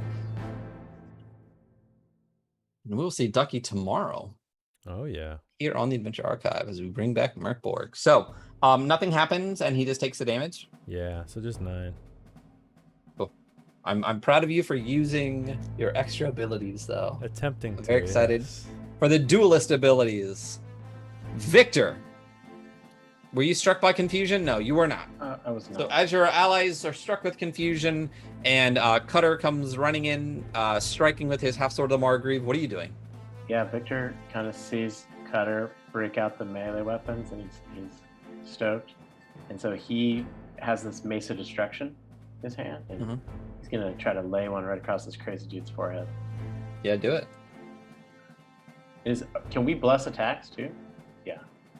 You can blast anything you want. There we go. Boom. Yeah, any D20 roll. Come on, buddy. So a 17? 17 will just hit. Okay, so there's some crazy stuff happens with this mace. So it adds those two up together, so 14, so it does 18 points of damage, and then he has to do a wisdom save or be frightened. Read the whole thing. Okay, so when you hit a living creature, the creature takes an additional 2d6 necrotic. So I did the mace plus 2d6. It deals it. Okay, the target must also succeed on the DC 15 wisdom saving throw or become frightened of you until the end of my next turn. If he's successful, he's immune to this effect for 24 hours. Are there any caveats in the Mace of Destruction? Not in the sheet that you gave me. This was the thing from the Blood Vault of Alcava. Yeah. So it's not based off of mine, it's based off of the mace, which is a DC 15. Mine's like a 17. Yeah, we need to just remember everything that's in there. I think there's something about it only works on like living creatures and stuff like that. No. So We'll what it have is if so I have to hit a living creature. So is he not living? No, just in the future. Like that won't work on Derrickul and stuff. Okay. Well, I think because my inescapable thing doesn't work for a weapon. Well, it doesn't matter. I'm saying the effect of the frighten is only on living creatures, correct? Right. So just for yes. future reference, that will not work on Derrickul because they're not living. Totally understood. So yeah, but you still hit. So and then he has to make what saving throw? So a DC 15 wisdom save, or he'll be frightened of me because I'm holding the mace. Okay.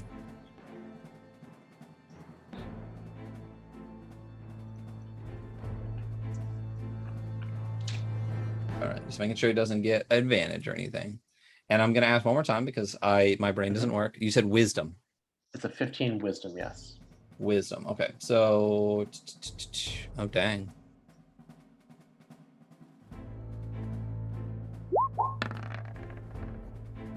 He fails. Okay, cool. So he kind of has like the fun stuff where like he can't come closer to me. He'll have disadvantage on abilities and attacks. As long as I'm visible. Gotcha. And how much damage did you do total? It was a total of 18. 18 with damage. Nice. And then so I have a bonus action still. Okay. I was gonna cast a spiritual weapon. Ruthenian Warhammer is gonna appear right here behind him. Let me give it to you real quick. Thank you so much. Victor, there you go. Thank you. So the Ruthenian Warhammer kind of, I know it doesn't give me flanking, but it looks like flanking. And then the spell, it's just going to be a level 2. Takes a whack at him. There we go. Ooh, and that's gonna miss as it Oh, whiffs right above Son him. of a biscuit. Okay. Yeah. Oh, that's good armor class. Okay. And then I'm engaged in melee, so I'm gonna stay right there with him. All right, Daryana, roll me a 1d10. Okay.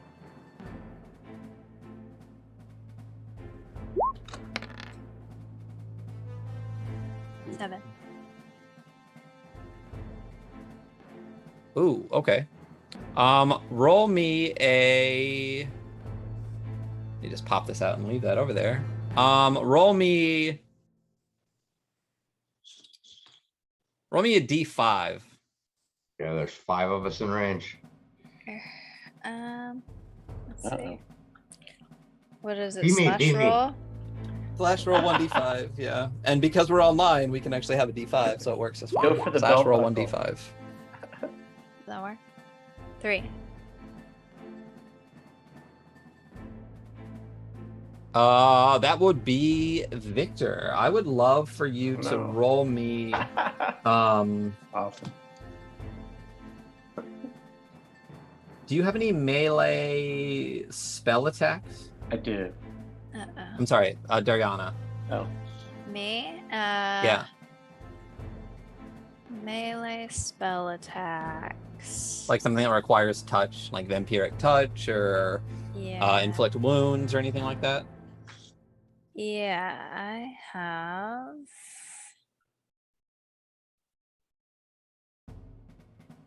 I've got bloodshot. Oh no. Wait, do it. Does that require touch? No, wait. That's not a touch. Sorry. Shoot. Shocking grasp. There you go, shocking grasp. Damn, bro. How many levels of spells do you have? Up to 7. You have 7th level spells? Yeah. And I think shocking Roll me grasp, 1d7. I think she gets Yeah. advantage. Wait. Because I have metal. Oh, because you have armor. You did what level of shocking grasp at the base? It's a cantrip. It's a cantrip. It's gonna fuck me up because she's a high level. Yeah. So I would like you to shocking grasp Victor, please, and you have advantage because he's wearing armor. Oh no. And I might react with the shield here. Did I do it? Oh. You just need Oh, to. she doesn't actually do it. No, that's Oh. just damage. We need an attack Oh. roll.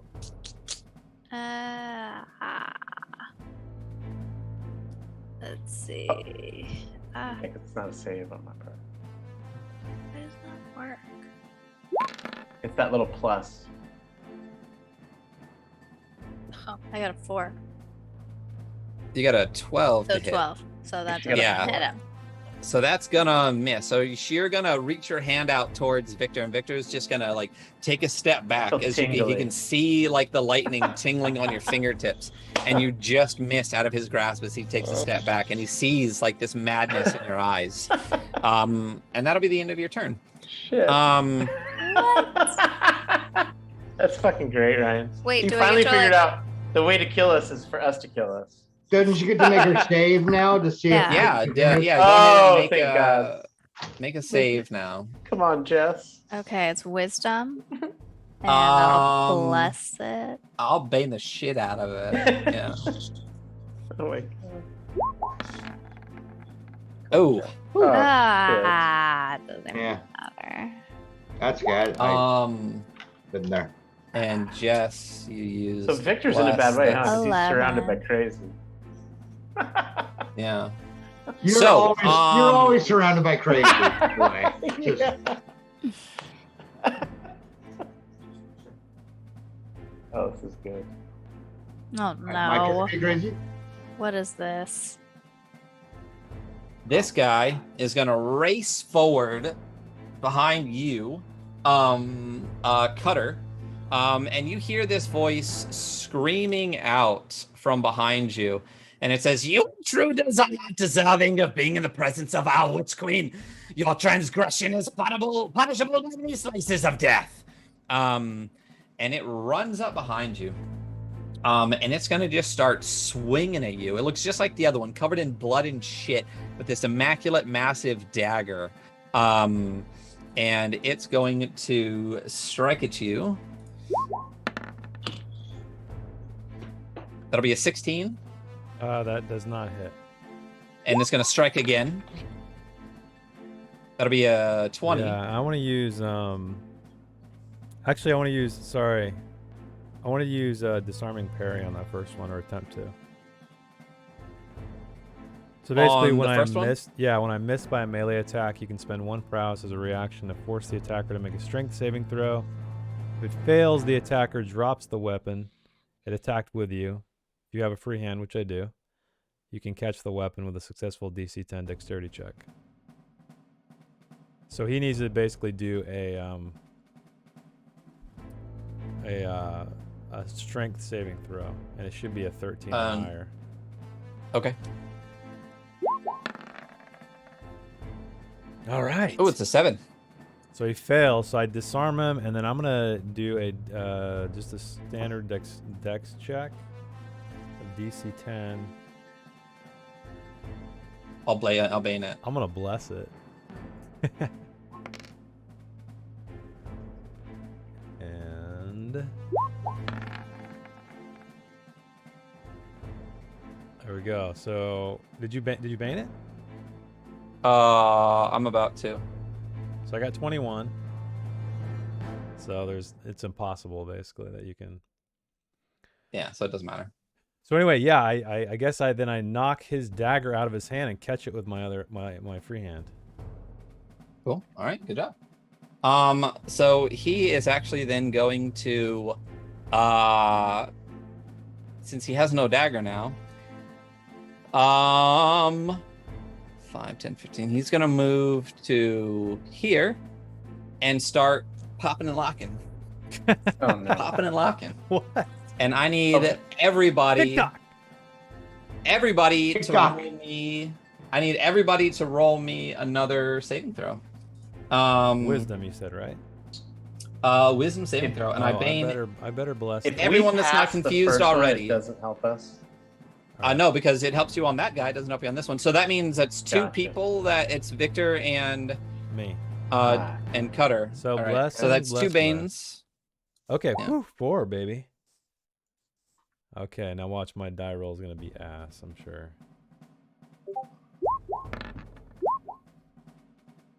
Cutter fails. Victor, you succeed once again. What is did you tell us what the DC was? I did not. Okay.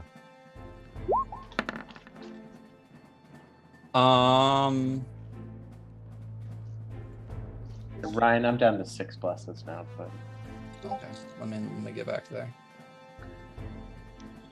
6. All right. So that means that everybody except for Victor is now confused. Oh, can I get a roll for Annie as well? Because Brian's Oh. confused too, isn't he? yeah. Is he in the initiative order? Yeah. Oh, there I he got a is. 7. He's after Andy. Yeah. And Annie's already in there too. Perfect. So Wonderful. did I not save on the second one with a 17? Did you roll a 17? Yeah, on the second guy. Oh, but you didn't need to roll anyway because you're already confused. It doesn't. You're not going to stack confusion. I wasn't sure. Because you didn't if save. You didn't save. Yeah, sorry. You didn't save the first time after your turn because you got like a 2 or something. So you're not going to get double confused. Oh, well, I guess maybe you could get double confused because you'll have confusion from 2 sources. So yeah, everybody. Sylvester, if you didn't roll one, God. roll another one. Brian, roll another one. Let me make notes here real Okay, quick. so Annie got an 11. So Annie fails. Okay. And then I'll redo me. Brian, you got a 10. 13. Oh, a 10. So that's a double fail. So it's double confused. Victor is not confused. Cutter is confused times 1. And Dariana, you saved, right? And on my second one, I'm at a 15. Oh, Sylvester. Oh, okay. All right. So you're double confused. 15 fails. Fuck. Okay. All right. So we got Annie is confused. Brian is double confused. Victor is not confused at all. Cutter is confused. And Sylvester is double confused. So you're getting confused from 2 different areas. I'll only have you roll once for your confusion. But if your confusion ends on... If your confusion ends on 1 and you're double confused, it continues until you say from both of them. So you got double confusions. You can have 2 if Dariana also agrees that Brian gets 2. But that means you can save against both at the same time. No, never mind. All right. Sylvester, roll me 1d10. You got it. 9. Don't worry, Skull. Thank you so much. You can act normally on your turn. Nice. I can act normally. I believe that's what... All right. Confusion, 9 through 10, you can act and move normally. So, I was and the last thing that this guy's going to do is disengage. And move over here. That's actually perfect for me. In that case, he's going to get hit with a little Eldritch Blast. All right, go for it. So 21 to hit for 14 damage. All right. And how many do I have now? Is it 2 or 3? 3 at 11. Yeah, I got 3. So I'll hit him again. So another 21 for 12 damage. Okay. And hit him the 3rd time. 16. Ooh, that one's going to miss. Okay, so he does 26. Yep, I got them all. All right. Wait, I can act normally? You can move, yeah. Yep, so I'm going to go right there. Okay. It is this creature's turn. It is going to lash out at do you not have a shield, Cutter? Do you just have your weapon in one hand? Did you have your dagger in the other hand? I caught the other dagger. I caught the other. So yeah, I have his So you dagger. didn't have your own dagger in your hand? No, because I haven't been attacking two-handed with it, yeah. So now you have 2 hands full though now, right? Correct. I have his dagger and my sword. All right. So, and how many times can you do that per turn? Is it every time you get attacked, or is it once per turn, or what? The disarm thing? Yeah. It's a reaction. Oh, so you've already used your reaction. Yes. Yeah. Gotcha. So it's gonna attack you.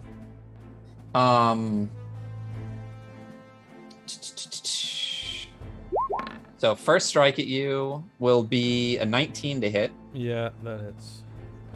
Okay.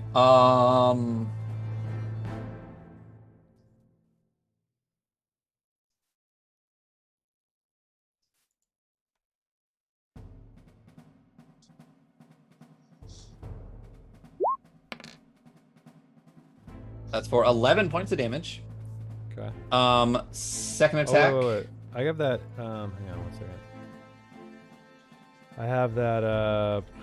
What is it? Cunning action? No. Evasive, uncanny dodge. So I get half. Oh, never mind. I used my reaction already. I can't. Sorry. Yeah, there you go. Second attack. 10 is gonna miss. Third attack. Jesus Christ. 11, I assume misses. It was almost a 19. So all 3 strikes, and then it is going to disengage. Gotcha.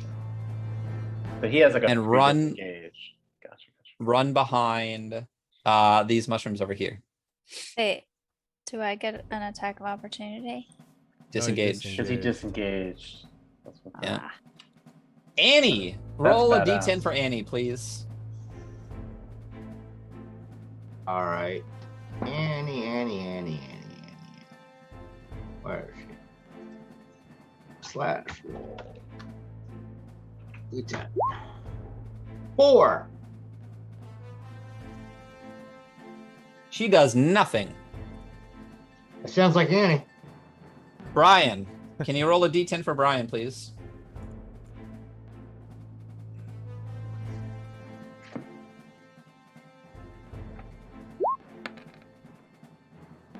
And Oh, Brian gets to act normally. nice. So he can like actually do stuff. Yeah, he can do whatever he wants. Okay. So did you use a confusion spell on us, or we have some kind of?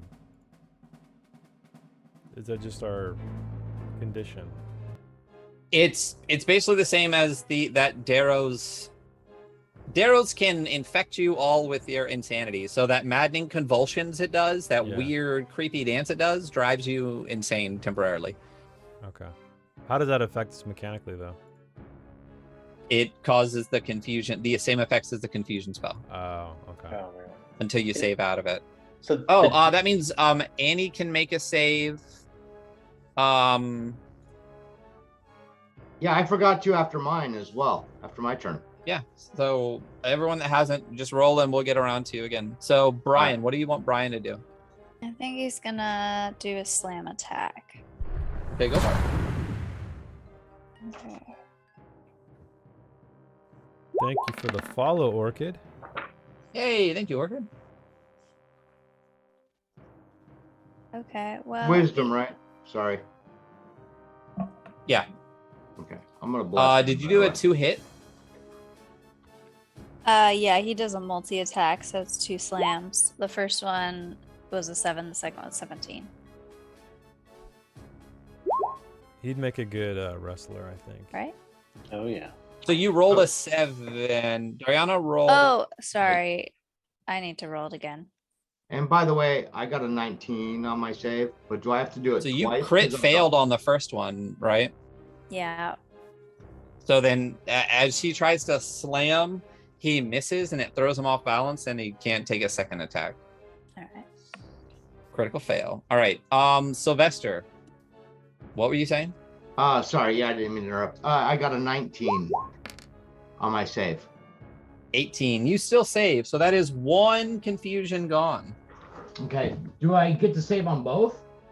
No, because you can take 1 save at a time. That's what I was saying. If you guys agreed to get affected by 2 bouts of confusion each round, you could save against both. But you have saved against the first bout of confusion. You are on the second bout of confusion. Can I do a save for Annie really quick? Yeah, go ahead.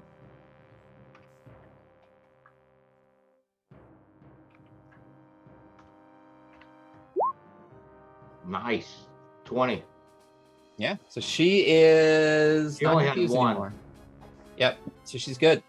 And I didn't bless that. Oh, But I need mine. to. I blessed mine, but I did not bless hers. Okay. So I should be down to 1, 2, 3, 4. I should be down to 6. Is that what you're showing? Yeah, let me fix that real quick. Because I blessed both of ours last turn. So you are down to 6. Yeah. All right. Oh, I had not been counting a bunch of yours. All right. Yeah, I've used a couple blesses. I've been erasing them and keeping track myself. So Wait, Brian needs to save 2. Yep, go for it. and I'm still here. I just gotta let my I'll dog in. bless it. All right. Probably won't matter. I'll bane it. Ah, Oh, doesn't matter. Okay. yep. So he stays. He stays. Then I'm getting low on them banes. I'm glad some people gave me some. I'm down to 3. All right. Cutter, roll me 1d10.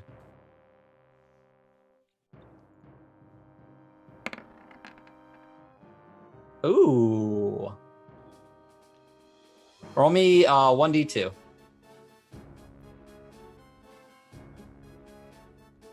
Is it a /R? Or roll? Yeah, slash roll. Roll. Slash roll. Okay.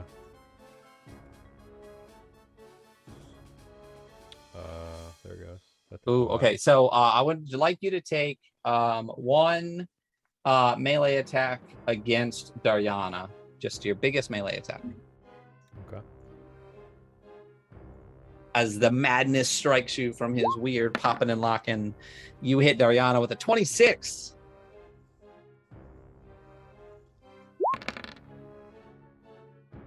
For 12 Question. points of damage. Question. Yes.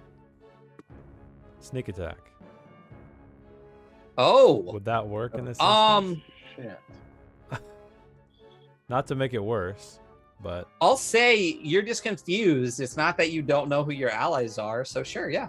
Sneak Sounds attack. like you got wanna make it worse. oh, It sounds shit. like you got Okay. Victor right there as your Sorry. ally. Sorry. Yeah.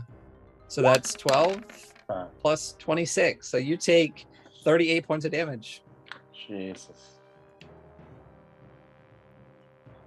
Sorry. And that makes perfect sense though, because it wouldn't have been expected at all. Exactly. Yeah. And that's the end of your turn. Why don't you try to save against All that? right, I'm gonna bless it again because Please. my wisdom is terrible.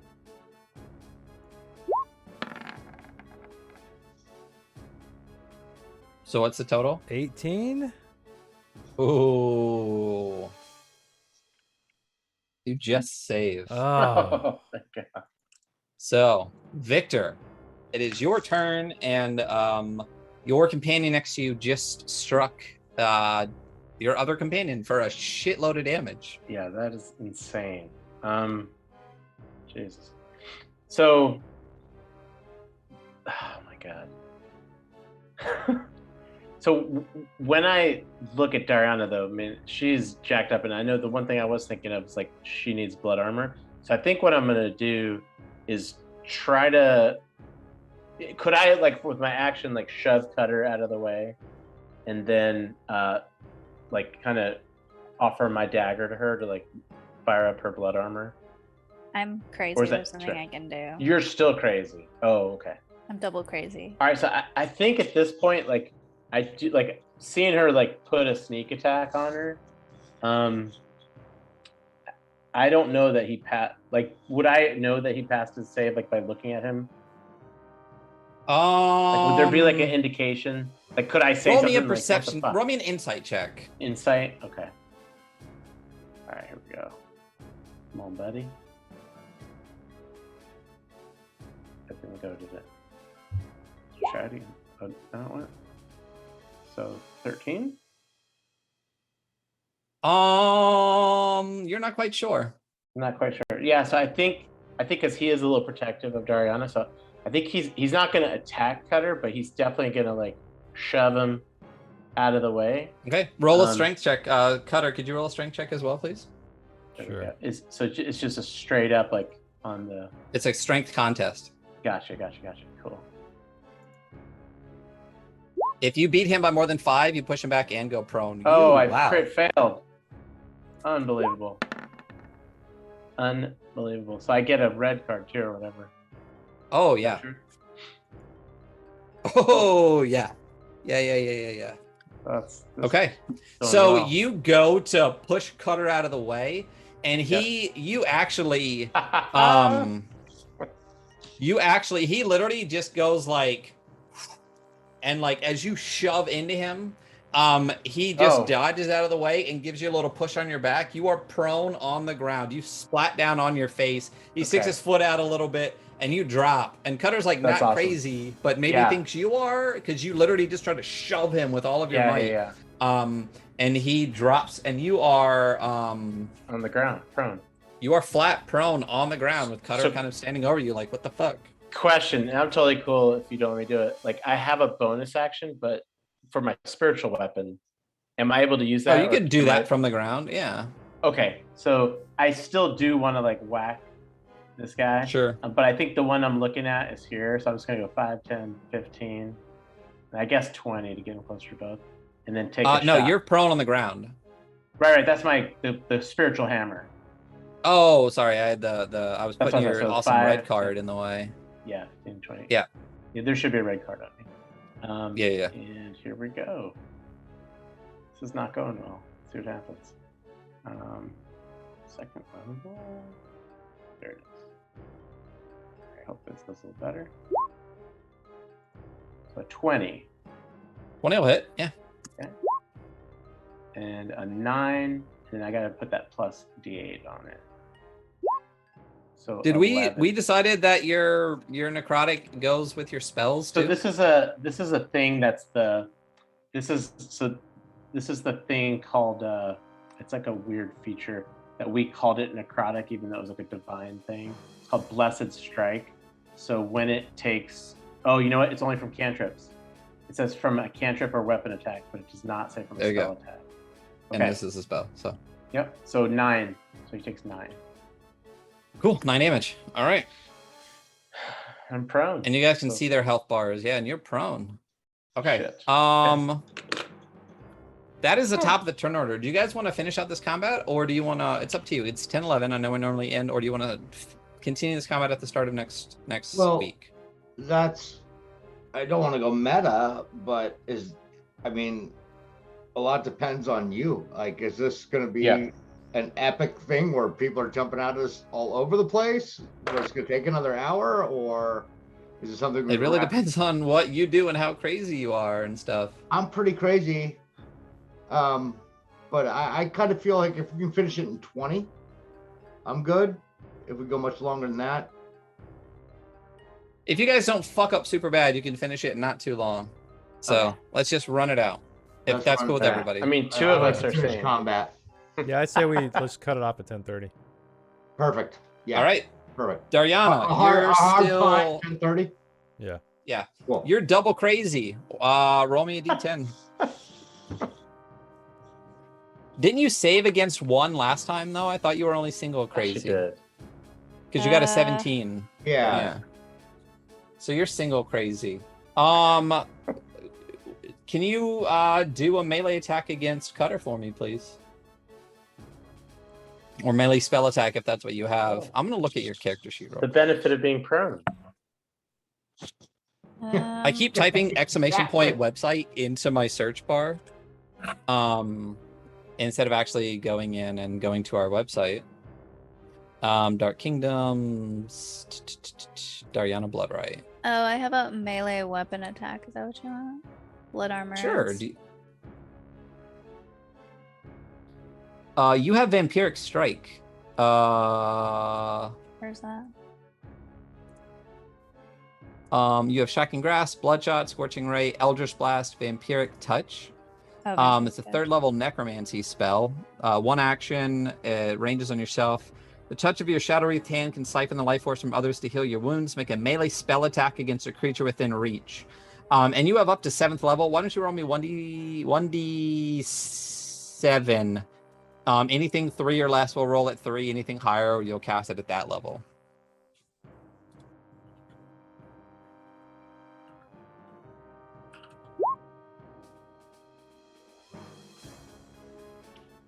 So at 3rd level, I need you to roll a melee spell attack against Cutter. So you can just hit your that little like purple dice at the top that says +8 with a dice. Oh wait. Yeah, so it's only 11. So does that I assume that misses you. An 11, yeah. Yeah. Okay. And let's see what happens with this. Make a melee spell attack on a hit, and you gain hit points equal to half. Until the spell ends, you can make an attack again on each of your turns as an action. So that stays up. And in the future, you can just keep using melee attacks to hit with it. So you currently have up Vampiric Touch. In case you have to keep hitting in the future. So why don't you roll to save? All right, I'll bless it, I guess. Oh, you're not crazy anymore. Oh, thank God. You save from crazy. Well, She's normal crazy. Dariana saves to her Dariana normal crazy. level of insanity. I mean, she Yeah. does bathe in blood. Oh, Blood great. crazy. It's just Okay. not. Yeah. Does All she right. gain hit points from that vampiric touch? I If didn't she hit. hits somebody, yeah. Oh, But she still has it up, so it's cast Okay. now, and you still have concentration on it. So if you want to use it against bad guys now, you can. This guy is going to try Or to cutter. strike at Brian 3 times. Oh wait, is he the one that's daggerless? I think he is. So he's actually instead going to disengage and run over to Cutter, and he's going to try to rip that dagger out of your hands. That's awesome. So let's do opposed strength checks for you to hold on. Does he get disadvantage for poopy fingers? Yeah. No, well, if anything, he's Okay. using 2 hands, and Cutter Oh. only has 1 because his Sure. sword's in the other. He's gonna grab. So the we'll just do like a, blade. we'll just do a straight. I mean, it can grab the blade too. It'll just do whatever it can Can't to you try to just get it from you. palm his forehead, like, you know? He's He's got just like, 2 oh. hands. Like a midge. Yeah. That'd be awesome. So it's a 7. You need to 7. roll a Baned strength check. All right. Well, I'm gonna bless it then. All right, I'm down to 2 Banes. Oh, wait a minute. What did I Potato roll? chip. You Wait, I didn't roll the Bane yet, did I?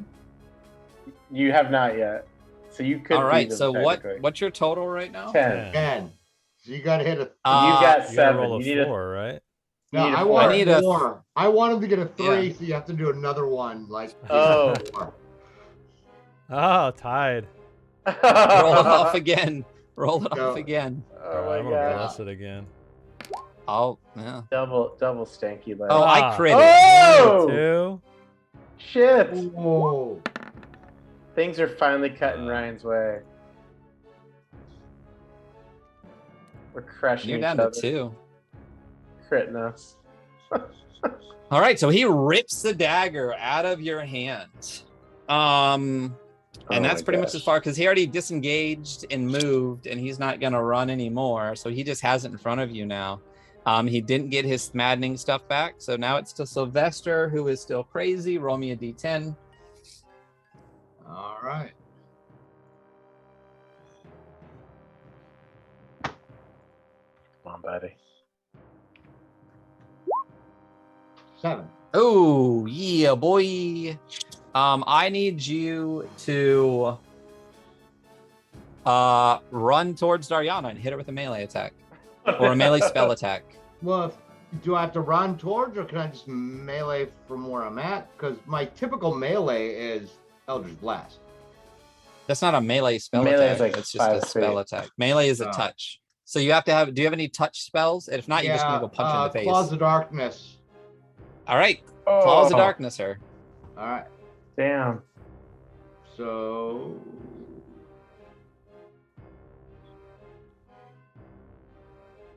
Fun fighting Darrow. And this is crazy. This is actually, you should have been fighting this with these guys all along. Oh, that's the damage. Oh no, the 7. That's the damage. So it won't be too bad. And then roll your Wait. attack. Yeah, hold on. Oh, wait a minute. You have to roll it at your highest level possible. Well, that's just a. Can you display VTT on Claws of Darkness real quick? Yeah, I don't have a lot of melee because my whole thing is stay the fuck away from people. It's a cantrip. Yeah. Your shape,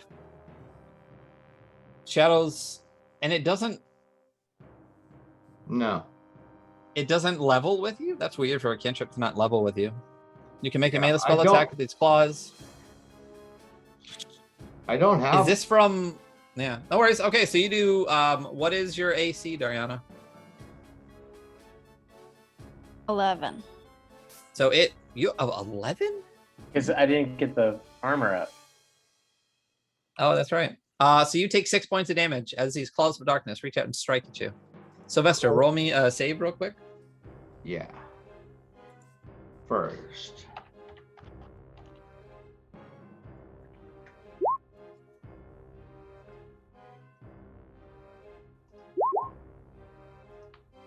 Oh, Do you have a red card? Bro. no. You now, baby.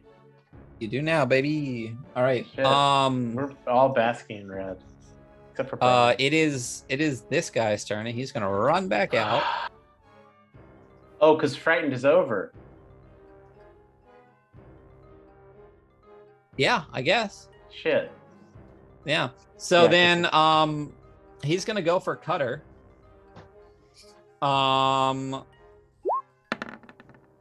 Wait, why don't I see Annie on the? She's right right below here. you. Who did that? Which guy? This guy? This guy up here. Yeah. I'm gonna use my disarming parry again. 'Cause he Okay. missed. Go for the But reaction. I don't see Oh any. yeah. Oh, okay. So Yeah, she So got like a she should be 7. next. Yeah, she's at the top. so he's just I gotta just make clicked a forward once strength already. saving Okay. throw of 13 or higher. Okay, never mind. He succeeds. All right. So, but a 15 misses you, right? Correct. Yeah, that's the only time I can do it is when they miss. All right, and you already used your action, so you can't do it again. A 14 is gonna miss you. Come on, give me 1. It's a +8. Thank goodness. All right, so he hit you with the dagger, which I'll is take half damage for that too. Oh wait, no, I already used my Okay. reaction. Never mind. Yeah.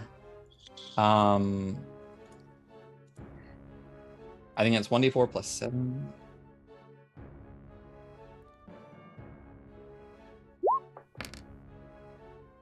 So that'll be 11 points of damage.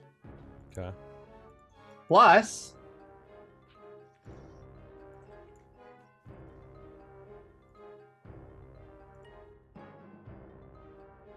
I thought he had that one other thing.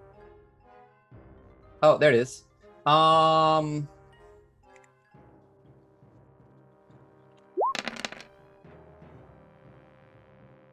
15 points of sneak attack damage. Okay. And then he's going to disengage and run away. Wait, Sons of let's bitches. see. 5, 10, 15, 20. These guys are the Oh. perfect build to crush us. That's great. Yeah, that's as far as he can get with his movement. And then I got to do a red card. Man, I feel like I haven't for- gone forever. Is it 'cause You I was are. It's Brian confused? and then you. Man. Yeah. I just clicked on There's the just a thing lot on of mine. people on the board because we have Brian and Annie and 2 dudes. So there's like 9 people in the turn order. I think I've only Ooh, had all right. one attack this whole. No, because remember you did the disarm. Well, that's on those that are guy. reactions, not on my turn though. Oh. I only had one attack. I've only had one attack. Oh yeah. Well, you attacked Ariana too Yeah, I guess. for like a shit ton of damage. You totally with, fucked her up. That'll Who be got fun. who got the one? Who got the one? Was that Sylvester? Both of us, but I put mine on already. Okay. Yeah, I haven't Okay, gotten mine and yet. then Annie. Annie's not crazy. What do you want Annie to do? Annie's going to attack that guy, Okay, go for it. and she's using her tail spines, so it's a ranged attack. So it's oops.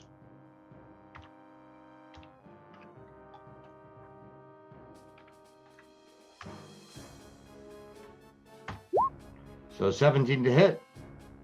17 will just hit. All right. Oh.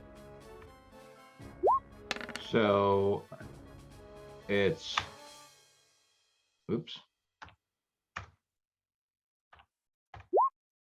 3 piercing damage and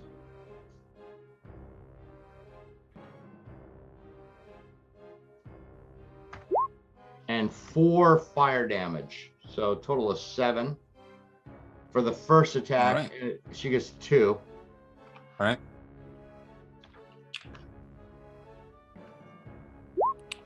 Oh, second one misses. All right. Brian is crazy. Roll a d10 for me.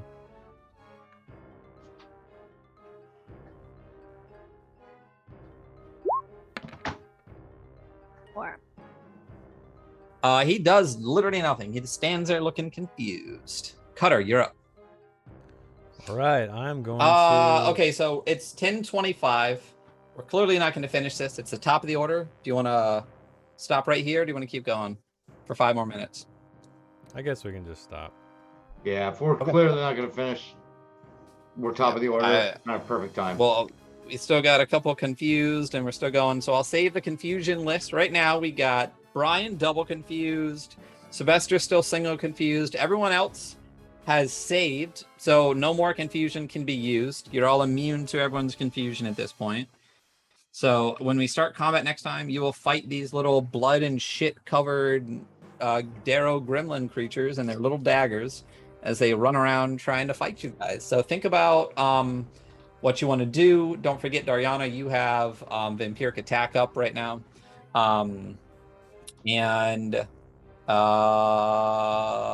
Vampiric Touch. And that's what we're going to call it for tonight. So thank you all so much, everyone, for being here. We do have some stuff coming up. Tomorrow is the actual official return of Merkborg, run by Jason. Merkborg is coming. Barring any acts of God, we will be playing tomorrow night at 7 o'clock Pacific. Yeah, that's that way. Playing that's what's up. I was gonna say playing actually a Kickstarter campaign called the Masticator Gate. So don't go look at the campaign and spoil yourself. There you go.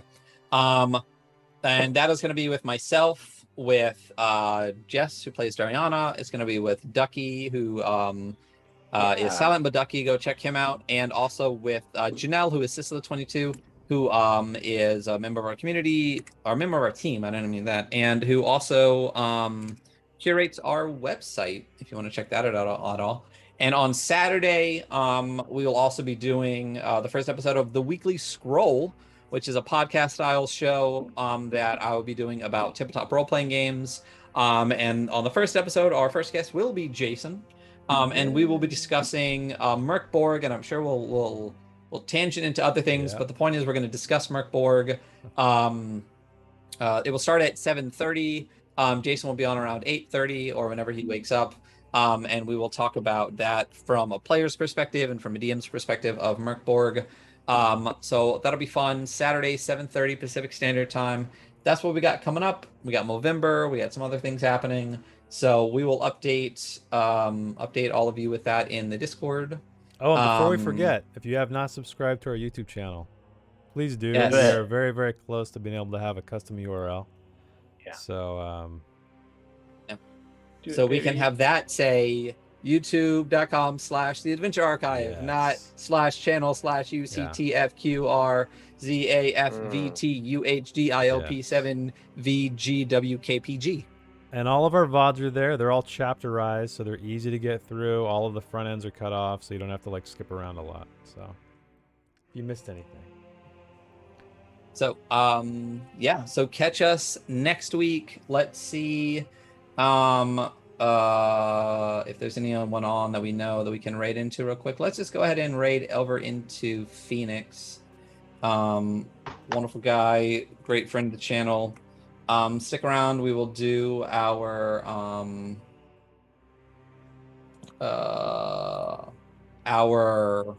credits, and then we'll raid out. So thank you so much for being here, and we'll see you tomorrow, See you tomorrow. and Saturday, and next night. week.